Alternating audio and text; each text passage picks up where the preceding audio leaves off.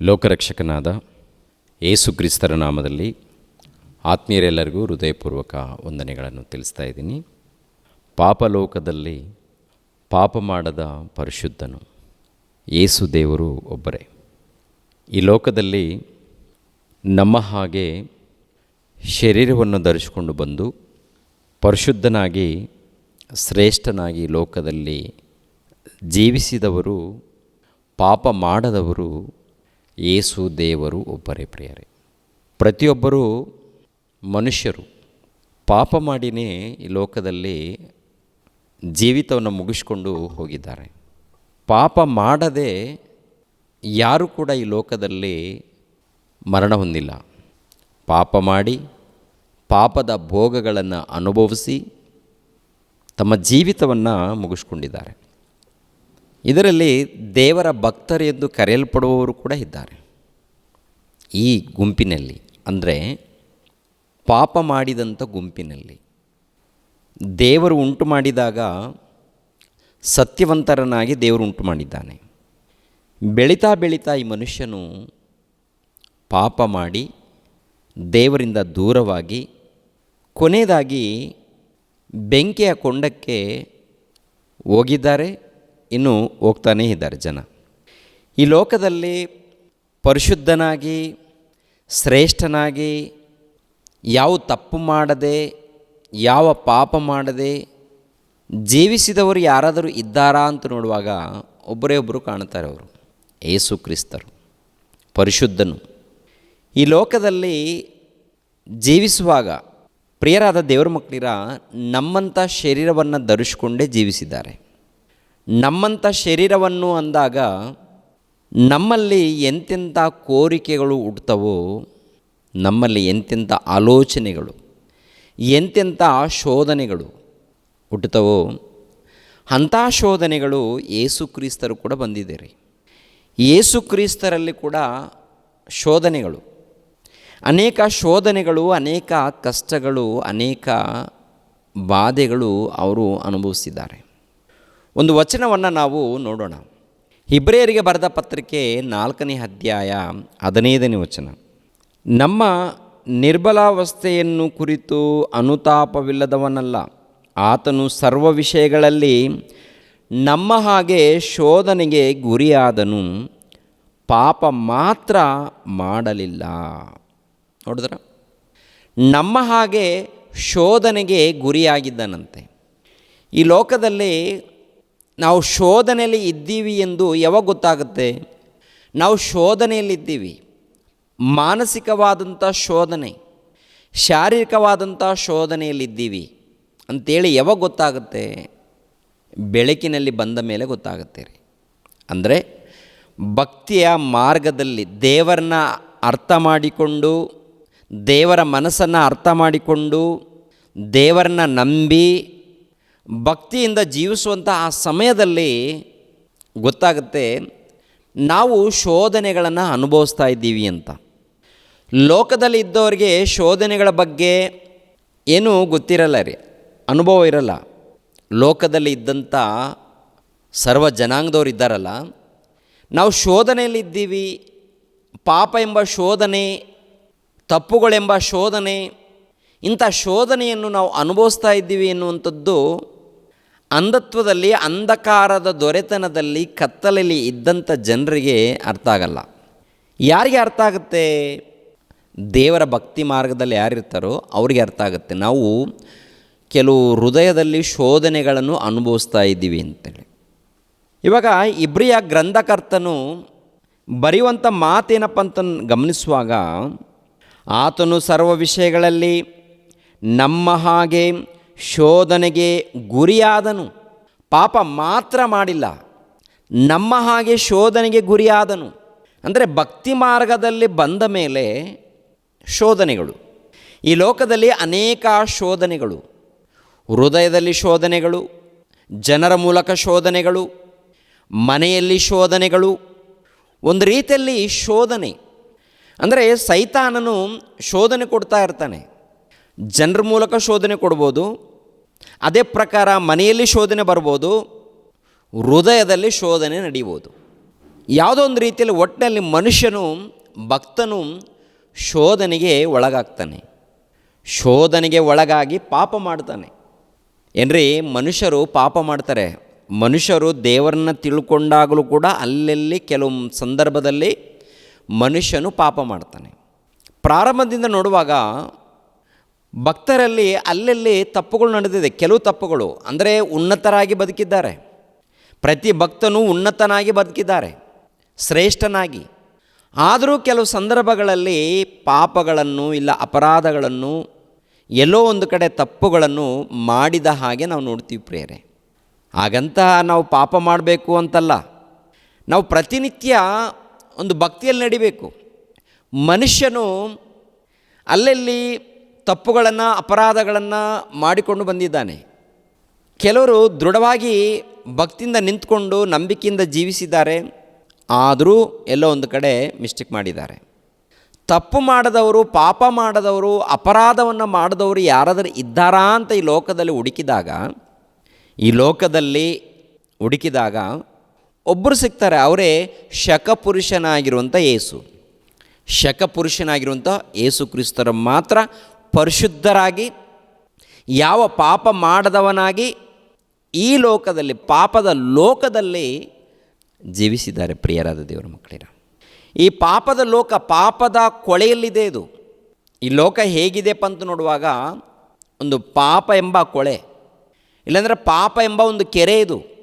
ಈ ಲೋಕನೇ ಪಾಪದಲ್ಲಿ ಮುಳುಗಿದೆ ರೀ. ಚಿಕ್ಕವರು ಮೊದಲುಗೊಂಡು ದೊಡ್ಡವರ ತನಕ, ಸಾಮಾನ್ಯರು ಮೊದಲುಗೊಂಡು ವಿಜ್ಞಾನಿಗಳ ತನಕ ಪಾಪದಲ್ಲಿ ಅಂದರೆ ಒಂದೇ ಮಾತಲ್ಲಿ ಹೇಳಬೇಕಾದ್ರೆ ದೇವರ ಧರ್ಮವನ್ನು ಮೀರುವಂಥದ್ದೇ ಪಾಪ. ದೊಡ್ಡ ಪಟ್ಟಿ ಮಾಡಬೇಕಾದ್ರೆ ಸುಳ್ಳು ಮಾತಾಡುವಂಥದ್ದು ಪಾಪ, ವ್ಯಭಿಚಾರ ಮಾಡುವಂಥದ್ದು ಪಾಪ, ಕದಿಯುವಂಥದ್ದು ಪಾಪ, ನರಹತ್ಯೆ ಮಾಡುವಂಥದ್ದು ಪಾಪ, ಇನ್ನೊಬ್ಬರ ಸೊತ್ತನ್ನು ಆಶಿಸುವಂಥದ್ದು ಪಾಪ, ಇನ್ನೊಬ್ಬರನ್ನ ಮೋಸ ಮಾಡುವಂಥದ್ದು ಪಾಪ. ಈ ಪಟ್ಟಿ ಬಹಳ ದೊಡ್ಡದಿದೆ ರೀ. ಹೃದಯದಲ್ಲಿ ನಡೆಯುತ್ತೆ, ಹೊರಗಡೆ ನಡೆಯುತ್ತೆ. ಹೃದಯದಲ್ಲಿ ಮೊಟ್ಟ ಮೊದಲು ಹೃದಯದಲ್ಲಿ ನಡೆಯುತ್ತೆ, ಆಮೇಲೆ ಕ್ರಿಯಾ ಮೂಲಕ ಹೊರಗಡೆ ನಡೆಯುತ್ತೆ. ಹೃದಯದಲ್ಲಿ ಪಾಪ ನಡೆಯುತ್ತೆ, ಹೊರಗಡೆ ಪಾಪ ನಡೆಯುತ್ತೆ. ಸುಳ್ಳು, ಮೋಸ, ವಂಚನೆ, ಕುತಂತ್ರ, ಮಾಯ, ಕೊಲೆ ಇವೆಲ್ಲ ಕೂಡ ಮನುಷ್ಯನಲ್ಲಿ ನಡೆಯುತ್ತೆ. ಯಾಕೆಂದರೆ ಮನುಷ್ಯನ ಜೀವಿತವನ್ನು ದೇವರು ಕೊಟ್ಟಿದ್ದಾರೆ. ಯಾಕೆ ಕೊಟ್ಟಿದ್ದಾರಂತ ನೋಡುವಾಗ ಈ ಲೋಕದಲ್ಲಿ ಪರಿಶುದ್ಧನಾಗಿ ನೀತಿವಂತನಾಗಿ ಬದುಕು ಅಂತೇಳಿ ದೇವರು ಕೊಟ್ಟಿದ್ದಾರೆ. ದೇವರ ಉದ್ದೇಶ ಏನು? ಮನುಷ್ಯನಿಗೆ ಒಂದು ಜೀವಿತವನ್ನು ಕೊಡೋದಕ್ಕೆ, ಈ ಲೋಕವನ್ನು ಉಂಟು ಮಾಡೋದಕ್ಕೆ ದೇವರ ಉದ್ದೇಶ ಏನು? ಪ್ರತಿ ಮನುಷ್ಯನು ಪರಿಶುದ್ಧನಾಗಿ ನೀತಿವಂತನಾಗಿ ಭಕ್ತನಾಗಿ ಬದುಕಬೇಕು ಎಂಬುವಂಥದ್ದೇ ದೇವರ ಅನಾದಿ ಸಂಕಲ್ಪ. ಆದರೆ ಪ್ರಾರಂಭ ಮನುಷ್ಯದಿಂದ ನೋಡುವಾಗ ಏನ್ರಿ ಪಾಪ ಮಾಡಿಕೊಂಡೇ ಬಂದಿದ್ದಾರೆ. ಟೋಟಲ್ ಈ ಲೋಕದಲ್ಲಿ ಪಾಪ ತುಂಬಿಕೊಂಡಿದೆ. ಈ ಲೋಕದಲ್ಲಿ ಅಂದರೆ ಮನುಷ್ಯರ ಮಧ್ಯದಲ್ಲಿ ಪಾಪ ಎನ್ನುವಂಥದ್ದು ತುಂಬಿಕೊಂಡಿದ್ದಾರೆ. ಮನುಷ್ಯರು ಎಲ್ಲೆಲ್ಲಿದ್ದಾರೋ ಅಲ್ಲಿ ಪಾಪ ಇದೆ ರೀ. ಅಂದರೆ ಇವರ ಜೊತೆಯಲ್ಲಿ ಸೈತಾನನಿದ್ದಾನಂತ ಅರ್ಥ. ದುರಾತ್ಮ ಇದ್ದಾನೆ. ದುರಾತ್ಮನಿಗೆ ಒಳಪಟ್ಟು ಮಾಡುವಂತಹ ಕ್ರಿಯೆಗಳು, ದುರಾತ್ಮನಿಗೆ ಒಳಪಟ್ಟರೆ ಅನೇಕ ಸುಳ್ಳುಗಳು, ಅನೇಕ ಅಪರಾಧಗಳು, ಅನೇಕ ಒಂದು ವ್ಯಭಿಚಾರಗಳು, ನರಹತ್ಯ ಈ ರೀತಿ ನಡೆಯುತ್ತೆ. ಕ್ರಿಸ್ತಪೂರ್ವದಲ್ಲಿ ಅನೇಕ ಮಂದಿ ಪ್ರವಾದಿಗಳಿದ್ದಾರೆ. ಅವರ ಮೂಲಕ ಸಮಾಜದಲ್ಲಿ ಬೋಧನೆ ನಡೆದಿದೆ. ಅವರ ಮೂಲಕ ದೇವರು ಗ್ರಂಥಗಳನ್ನು, ಪುಸ್ತಕಗಳನ್ನು ಬರೆಸಿದ್ದಾರೆ. ಮೊದಲು ಅವರ ಸಮಾಜದಲ್ಲಿ ದೇವರ ಜ್ಞಾನವನ್ನು ಸಾರ್ತಾರೆ. ಎರಡನೇದಾಗಿ ಗ್ರಂಥವನ್ನು ಬರೆಸುವಂಥದ್ದು ನೋಡ್ತೀವಿ ಪ್ರಿಯರೇ. ಮೇಕನ ಗ್ರಂಥ 7ನೇ ಅಧ್ಯಾಯ 2ನೇ ವಚನವನ್ನು ನೋಡಿ. ದೇವರು ಟೋಟಲ್ ಲೋಕದಲ್ಲಿದ್ದಂಥ ಎಲ್ಲ ಮಾನವರನ್ನು ಕುರಿತು ತಿಳಿದು, ಚಿಕ್ಕವರನ್ನು, ದೊಡ್ಡವರನ್ನು, ಒಡೆಯರನ್ನು, ಪ್ರಭುಗಳನ್ನು, ಚಕ್ರವರ್ತಿಗಳನ್ನು ಇವರೆಲ್ಲರನ್ನು ತಿಳಿದು ಎಲ್ಲರ ವಿಷಯದಲ್ಲಿ ಹೇಳುವಂಥ ಮಾತು ಇದು. ಕಥೆಯಲ್ಲ ಪ್ರಿಯರೇ, ನಡೆದಂಥ ಸಂಗತಿಗಳು. ಅವಾಗೂ ನಡೀತಾ ಇದೆ, ನಡೆದಿದೆ, ಇವಾಗಲೂ ಕೂಡ ನಡೀತಾನೇ ಇದೆ. ಒಂದು ಕಾಲದಲ್ಲಿ ನಡೆದಿದೆ, ಜನರ ಮಧ್ಯದಲ್ಲಿ, ಒಡೆಯರ ಮಧ್ಯದಲ್ಲಿ, ಪ್ರಭುಗಳ ಮಧ್ಯದಲ್ಲಿ ಈ ಕಾಲದಲ್ಲಿ ಕೂಡ ಲೋಕದಲ್ಲಿ ನಡೀತಾ ಇದೆ. ಗಮನಿಸಬೇಕು. ಸದ್ಭಕ್ತರು ದೇಶದೊಳಗಿಂದ ನಾಶವಾಗಿದ್ದಾರೆ. ಜನರಲ್ಲಿ ಸತ್ಯವಂತರೇ ಇಲ್ಲ. ಸರ್ವರು ರಕ್ತ ಸುರಿಸಬೇಕೆಂದು ಹೊಂಚು ಹಾಕುತ್ತಾರೆ. ಒಬ್ಬರನ್ನೊಬ್ಬರು ಬಲಿಯೊಡ್ಡಿ ಬೇಟೆಯಾಡುತ್ತಾರೆ. ಕೆಟ್ಟ ಕೆಲಸಕ್ಕೆ ಎರಡು ಕೈಗಳನ್ನು ಹಾಕಿ ಚೆನ್ನಾಗಿ ಮಾಡುತ್ತಾರೆ. ಪ್ರಭುವು ಧನವನ್ನು ಕೇಳುತ್ತಾನೆ. ನ್ಯಾಯಾಧಿಪತಿಯು ಲಂಚಕ್ಕೆ ಕೈ ಒಡ್ಡುತ್ತಾನೆ. ದೊಡ್ಡ ಮನುಷ್ಯನು ತನ್ನ ದುರಾಶೆಯನ್ನು ತಿಳಿಸುತ್ತಾನೆ. ಹೀಗೆ ಕುಯುಕ್ತಿಯನ್ನು ಹೆಣೆಯುತ್ತಾರೆ. ಸದ್ಭಕ್ತರು ದೇಶದಲ್ಲಿ ಕಾಣ್ತಾ ಇಲ್ವಂತೆ. ಸದ್ಭಕ್ತರು ಸತ್ಯವಂತರು. ಮತ್ತು ಭೂಲೋಕದಲ್ಲಿ ನೋಡುವಾಗ ಎಲ್ಲ ಗುಂಪು ನೋಡ್ತೀವಿ ಏನ್ರಿ. ಈ ಸಮಾಜದಲ್ಲಿ ಎಲ್ಲರೂ ಭಕ್ತರೇ ನೋಡಿ. ಈ ಸಮಾಜದಲ್ಲಿ ಎಷ್ಟು ಮಂದಿ ಮನುಷ್ಯರಿದ್ದಾರೋ ಎಲ್ಲೋ ಒಂದು ಕಡೆ ಭಕ್ತಿ ಪೂಜೆ ಮಾಡ್ತಾ ಇರ್ತಾನೆ ಮನುಷ್ಯ. ನಾನು ಈ ದೇವರನ್ನು ನಂಬಿದ್ದೀನಿ, ನಾನು ಈ ದೇವರನ್ನು ನಂಬಿದ್ದೀನಿ, ನಾನು ಈ ದೇವರನ್ನು ಆರಾಧನೆ ಮಾಡ್ತಾ ಇದ್ದೀನಿ. ಓಕೆ, ಅವರವ್ರ ನಂಬಿಕೆ, ಅದು ಅವರವ್ರ ನಂಬಿಕೆ ಮೇಲೆ ಹೋಗಲಿ. ನಡೀತಾ ಇದೆ ಲೋಕದಲ್ಲಿ. ಸೃಷ್ಟಿಕರ್ತನಾಗಿರುವಂಥ ಸರ್ವೇಶ್ವರನ ಬಿಟ್ಟು ಒಟ್ಟಿನಲ್ಲಿ ಏನೂ ನಡೀತಾ ಇದೆ. ಆ ದೇವರು ಗಮನಿಸ್ತಾ ಇದ್ದಾರೆ ಈ ಲೋಕದಲ್ಲಿ ಸದ್ಭಕ್ತರು ಯಾರಾದರೂ ಇದ್ದಾರಾ ನೋಡೋಣ ಅಂತೇಳಿ. ಎಲ್ಲಾದರೂ ಇದ್ದಾರಾ ನೋಡೋಣ ಅಂಥೇಳಿ ಹೊರಗಡೆ ನೋಡುವಾಗ ಭಕ್ತರ ವೇಷೆಯಲ್ಲಿ ವಸ್ತ್ರಗಳು, ಭಕ್ತರ ವೇಷೆಯಲ್ಲಿ ಏನ್ರಿ ಡ್ರೆಸ್ಗಳು, ಇಲ್ಲಾಂದರೆ ಅವರ ಅವತಾರ ಭಕ್ತರ ವೇಷದಲ್ಲಿ ಕಾಣ್ತಾ ಇರ್ತಾರೆ. ವೇಷ ಯಾವುದು? ಭಕ್ತರ ವೇಷ. ಕ್ರೈಸ್ತರಾಗಿರ್ಬೋದು, ಅನ್ಯ ಸಮಾಜ ಆಗಿರ್ಬೋದು, ಭಕ್ತರ ವೇಷದಲ್ಲಿದ್ದಾರೆ, ವೇಷಧಾರಣೆ. ಆದರೆ ಭಕ್ತರಲ್ಲ. ಪರಿಶುದ್ಧರೆಂಬ ವೇಷಧಾರಣೆ, ಆದರೆ ಪರಿಶುದ್ಧರಲ್ಲ. ತುಂಬ ಜನ ಇವರು ಪರಿಶುದ್ಧರು, ಇವರು ಸತ್ಯವಂತರು, ಇವರು ದೊಡ್ಡ ಭಕ್ತರು, ಇವರು ಭಕ್ತರು ಎಂದು, ಇವರು ಪರಿಶುದ್ಧರೆಂದು, ಇವರು ಪ್ರಭುಗಳು ಎಂದು, ಇವರು ದೇವರುಗಳು ಎಂದು ಕರೆಯಲ್ಪಡ್ತಾ ಇದ್ದಾರೆ ಈ ಲೋಕದಲ್ಲಿ. ಆದರೆ ದೇವರು ಟೋಟಲ್ ಭೂಲೋಕದಲ್ಲಿ ಇದ್ದಂಥ ಮಾನವರನ್ನು ಕುರಿತು ನುಡಿಯುವಂಥ ಮಾತೇನಪ್ಪ ಅಂತ ನೋಡುವಾಗ, ಸದ್ಭಕ್ತರು ದೇಶದೊಳಗಿಂದ ನಾಶವಾಗಿದ್ದಾರೆ. ಜನರಲ್ಲಿ ಸತ್ಯವಂತರೇ ಇಲ್ಲ. ಸರ್ವರು ರಕ್ತ ಸುರಿಸಬೇಕೆಂದು ಹೊಂಚು ಹಾಕುತ್ತಾರೆ. ಒಬ್ಬರನ್ನೊಬ್ಬರು ಬಲಿಯೊಡ್ಡಿ ಬೇಟೆಯಾಡುತ್ತಾರೆ. ಕೆಟ್ಟ ಕೆಲಸ ಮಾಡೋದಕ್ಕೆ ಎರಡು ಕೈಗಳನ್ನು ಜೋಡಿಸ್ತಾರಂತೆ. ಪ್ರಭು ಧನವನ್ನು ಕೇಳ್ತಾನೆ. ಲಂಚ. ಪ್ರಭು ಅಂದರೆ ಒಡೆಯ. ಒಂದು ಕಾಲದಲ್ಲಿ ಒಡೆಯರು, ಮತ್ತು ಈಗಿನ ಕಾಲದಲ್ಲಿ ಅಧಿಕಾರಿಗಳು ಲಂಚವನ್ನು ಕೇಳ್ತಾರಾ? ಅಧಿಕಾರಿಗಳಿಗೆ ಲಂಚ ಬೇಕಾ? ಯಾವುದೇ ಕೆಲಸ ನಡೀಲಿ, ಪ್ರಿಯರಾದ ದೇವರ ಮಕ್ಕಳಿರ, ನಮ್ಮ ದೇಶದಲ್ಲಿ ಲಂಚ ಕೊಡದೆ ಕೆಲಸ ನಡೀತಾ ಇಲ್ಲ. ಟೋಟಲ್ ಎಲ್ಲವನ್ನು ಒಂದು ಸಾರಿ ವಿಚಾರ ಮಾಡಿ, ಪರಿಶೋಧನೆ ಮಾಡಿ, ಎಲ್ಲೋ ಒಂದು ಕಡೆ ನೀತಿ ನಿಯತ್ತು ಎನ್ನುವಂಥದ್ದು ಕಾಣುತ್ತೆ. ಹೆಚ್ಚಾಗಿ ಲಂಚಕ್ಕೆ ಕೈ ಒಡ್ಡುತ್ತಾರಂತೆ. ಇಲ್ಲಿ ದೇವರು ಬರೆಸಿದ್ದಾರೆ, ಪ್ರಭು ಧನವನ್ನು ಕೇಳುತ್ತಾನೆ, ನ್ಯಾಯಾಧಿಪತಿಯು ಲಂಚಕ್ಕೆ ಕೈ ಒಡ್ಡುತ್ತಾನೆ, ದೊಡ್ಡ ಮನುಷ್ಯನು ತನ್ನ ದುರಾಶೆಯನ್ನು ತಿಳಿಸುತ್ತಾನೆ, ಹೀಗೆ ಕುಯುಕ್ತಿಗಳನ್ನು ಎಣೆಯುತ್ತಾರೆ. ಇದರಲ್ಲಿ ಮತ್ತೊಂದು ವಚನವನ್ನು ನಾವು ನೋಡೋಣ ಪ್ರಿಯರೇ. 3ನೇ ಅಧ್ಯಾಯ 11ನೇ ವಚನ. ಮುಖಂಡರು ಲಂಚಕ್ಕೆ ನ್ಯಾಯ ತೀರಿಸುತ್ತಾರೆ, ಯಾಜಕರು ಸಂಬಳಕ್ಕಾಗಿ ಉಪದೇಶ ಮಾಡುತ್ತಾರೆ, ಪ್ರವಾದಿಗಳು ಹಣಕ್ಕೋಸ್ಕರ ಕಣಿ ಹೇಳುತ್ತಾರೆ. ಪ್ರವಾದಿಗಳು ಅಂದರೆ ಯಾರಿವರು? ಮುಖಂಡರು ಲಂಚಕ್ಕೆ ನ್ಯಾಯ ತೀರಿಸ್ತಾರಂತೆ. ಅಂದರೆ ನ್ಯಾಯ ತೀರಿಸೋದೇನು? ಲಂಚ ಕೊಟ್ಟರೆ ನ್ಯಾಯ. ಏನು ನ್ಯಾಯ? ಅನ್ಯಾಯ.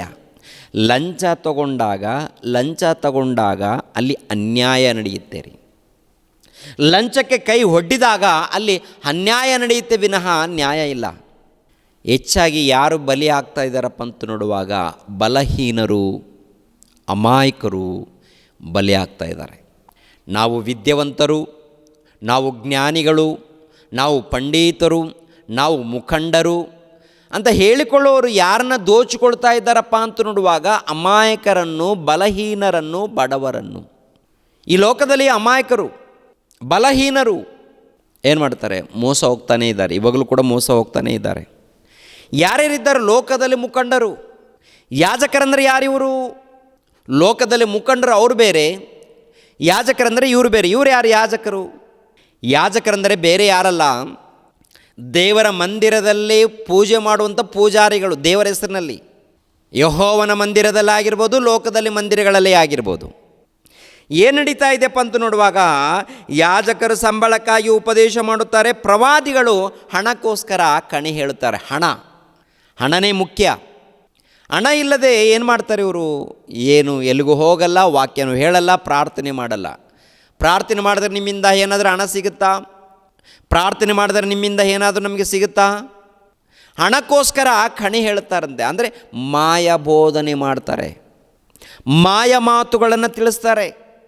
ದೇವರು ದರ್ಶನ ಕೊಟ್ಟಿದ್ದಾರಮ್ಮ, ನಿಮ್ಮ ಮನೆಗೆ ಬರಬೇಕಂತ ಹೇಳಿದ್ದಾರೆ, ನಿಮ್ಮ ಮನೆಗೆ ಬರಬೇಕು ಅಂತ, ನಿಮ್ಮ ಮನೆಗೆ ಹೋಗುವಂತ ನನಗೆ ಹೇಳಿದ್ದಾರೆ, ಅದಕ್ಕೆ ನಾನು ಬಂದಿದ್ದೀನಿ, ಪ್ರಾರ್ಥನೆ ಮಾಡ್ತೀನಿ, ಇಲ್ಲಿ ನಿಮಗೆ ದೇವರ ಆಶೀರ್ವಾದ ಬರುತ್ತೆ, ಸಾಲ ಪರಿಹಾರ ಆಗುತ್ತೆ, ರೋಗಗಳು ಪರಿಹಾರ ಆಗುತ್ತೆ ಅಂಥೇಳಿ ಅಮಾಯಕರ ಮನೆಗೆ ಹೋಗಿ ಇಲ್ಲದ್ದು ಸಲ್ಲದ್ದು ಹೇಳಿ ಹಣವನ್ನು ದೋಚಿಕೊಂಡು ತಿಂದುಬಿಡ್ತಾ ಇರ್ತಾರೆ ಇವರು. ಇವರೇನು ಕೋಟ್ಯಾಧೀಶ್ವರರು ಏನ್ರಿ, ಪ್ರಾರ್ಥನೆ ಮಾಡಿಸ್ಕೊಂಡಿರ್ತಾರಲ್ಲ, ಬಡವರ ಮೇಲೆ ಇನ್ನೂ ಬಡವರು ಆಗ್ತಾ ಇರ್ತಾರೆ. ಯಾವ ಪರಿಹಾರ ಏನು ಕಾಣ್ತಾ ಇಲ್ಲ ಅಲ್ಲಿ. ಏನು ಮಾಡಿದ್ದಾರೆ? ಮೋಸ ಮಾಡಿದ್ದಾರೆ, ಮಾಯ ಮಾತುಗಳನ್ನು ಹೇಳಿದ್ದಾರೆ. ಮಾಯ ಮಾತುಗಳು ಕೇಳೋರು ಕೂಡ ಹಾಗೇ ಅಡ್ಜಸ್ಟ್ ಆಗ್ತಾ ಇರ್ತಾರೆ. ಲೋಕದಲ್ಲಿ ಏನು ಕಾಣ್ತಾ ಇದೆಯಪ್ಪ ಅಂತ ನೋಡುವಾಗ, ಚಿಕ್ಕವರು ಮೊದಲುಗೊಂಡು ದೊಡ್ಡವರ ತನಕ, ಮುಖಂಡರ ಮೊದಲುಗೊಂಡು ವಿಜ್ಞಾನಿಗಳವರೆಗೆ ದೋಚಿಕೊಳ್ಳೋರು, ಮೋಸ ಮಾಡೋರು, ಅಪರಾಧ, ಪಾಪಗಳು, ಮಾನಸಿಕವಾದಂಥ ಪಾಪಗಳು, ಶಾರೀರಿಕವಾದಂಥ ಪಾಪಗಳು, ಇನ್ನೊಬ್ಬರನ್ನ ನಾಶ ಮಾಡೋದಕ್ಕೆ ಕೈಗಳನ್ನು ಜೋಡಿಸಿ ಕೆಲಸ ಮಾಡುವಂಥದ್ದು. ಇದು ಈ ಲೋಕದಲ್ಲಿ ನಡೀತಾ ಇರುವಂಥ ಕಾರ್ಯಕ್ರಮಗಳು. ಯೆಶಾಯನ ಗ್ರಂಥ 59ನೇ ಅಧ್ಯಾಯ 3ನೇ ವಚನ, ನಿಮ್ಮ ಕೈಗಳು ರಕ್ತದಿಂದ ವಲಸಾಗಿವೆ, ನಿಮ್ಮ ಬೆರಳುಗಳು ಅಪರಾಧದಿಂದ ಅಶುದ್ಧವಾಗಿವೆ, ನಿಮ್ಮ ತುಟಿಗಳು ಸುಳ್ಳಾಡುತ್ತವೆ, ನಿಮ್ಮ ನಾಲಿಗೆಯು ಕೆಡುಕನ್ನು ನುಡಿಯುತ್ತದೆ. ಇದರಲ್ಲಿ ಯಾರು ನ್ಯಾಯವಾಗಿ ನ್ಯಾಯಸ್ಥಾನಕ್ಕೆ ಹೋಗುವುದಿಲ್ಲ, ಯಾರು ಸತ್ಯವಾಗಿ ವಾದಿಸುವುದಿಲ್ಲ. ಇವರು ಶೂನ್ಯವಾಗಿರುವುದನ್ನು ನಂಬಿಕೊಂಡು ಅಬದ್ಧವನ್ನು ಆಡುತ್ತಾರೆ, ಹಿಂಸೆಯನ್ನು ಗರ್ಭಧರಿಸಿ ಶ್ರಮೆಯನ್ನು ಹೆರುತ್ತಾರೆ, ಹಾವಿನಂತೆ ಕೇಡಿನ ಮೊಟ್ಟೆಗಳನ್ನು ಮರಿ ಮಾಡುತ್ತಾರೆ, ಜಾಡರ ಹುಳದಂತೆ ಬಲೆಯನ್ನು ನೇಯುತ್ತಾರೆ. ಆ ಮೊಟ್ಟೆಗಳನ್ನು ತಿನ್ನುವವನಿಗೆ ಮರಣವಾಗುವುದು, ಒಡೆದು ಬಿಡುವವನಿಗೆ ವಿಷದ ಮರಿ ಹೊರಡುವುದು. ನೋಡಿದ್ರ ಪ್ರಿಯರೇ, ಈ ವಚನವೆಲ್ಲ ನೋಡುವಾಗ ಮನುಷ್ಯರ ಮಧ್ಯದಲ್ಲಿ ಕಾಣುವಂಥದ್ದು ಹೆಚ್ಚಾಗಿ ಏನಪ್ಪ ಅಂದರೆ ಅಪರಾಧಗಳು, ಮೋಸಗಳು, ಅನ್ಯಾಯಗಳು ಕಾಣ್ತಾ ಇದೆ ಅಂತ.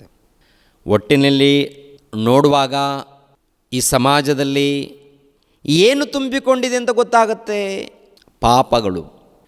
1ನೇ ಶತಮಾನದಲ್ಲಿ ಭಯಂಕರವಾದಂಥ ಪಾಪ, ಅದಕ್ಕಿಂತ ಮುಂಚಿತವಾಗಿ ಪಾಪಗಳು ತುಂಬಿಕೊಂಡಿದೆ, ಅಪರಾಧಗಳು. ಮತ್ತು ಈ ಲೋಕವನ್ನು ಸರಿಪಡಿಸೋರು ಯಾರೂ ಬಂದಿಲ್ವಾ? ಈ ಲೋಕವನ್ನು ಉದ್ಧಾರ ಮಾಡೋದಕ್ಕೆ ಯಾರೂ ಬಂದಿಲ್ವಾ? ಅಲ್ಲಲ್ಲಿ ಭಕ್ತರು ಬಂದಾಗ ಆ ಭಕ್ತರನ್ನು ಕೂಡ ಏನ್ರಿ ಚಿತ್ರಹಿಂಸೆ ಕೊಟ್ಟಿದ್ದಾರೆ ಪ್ರಿಯರೇ.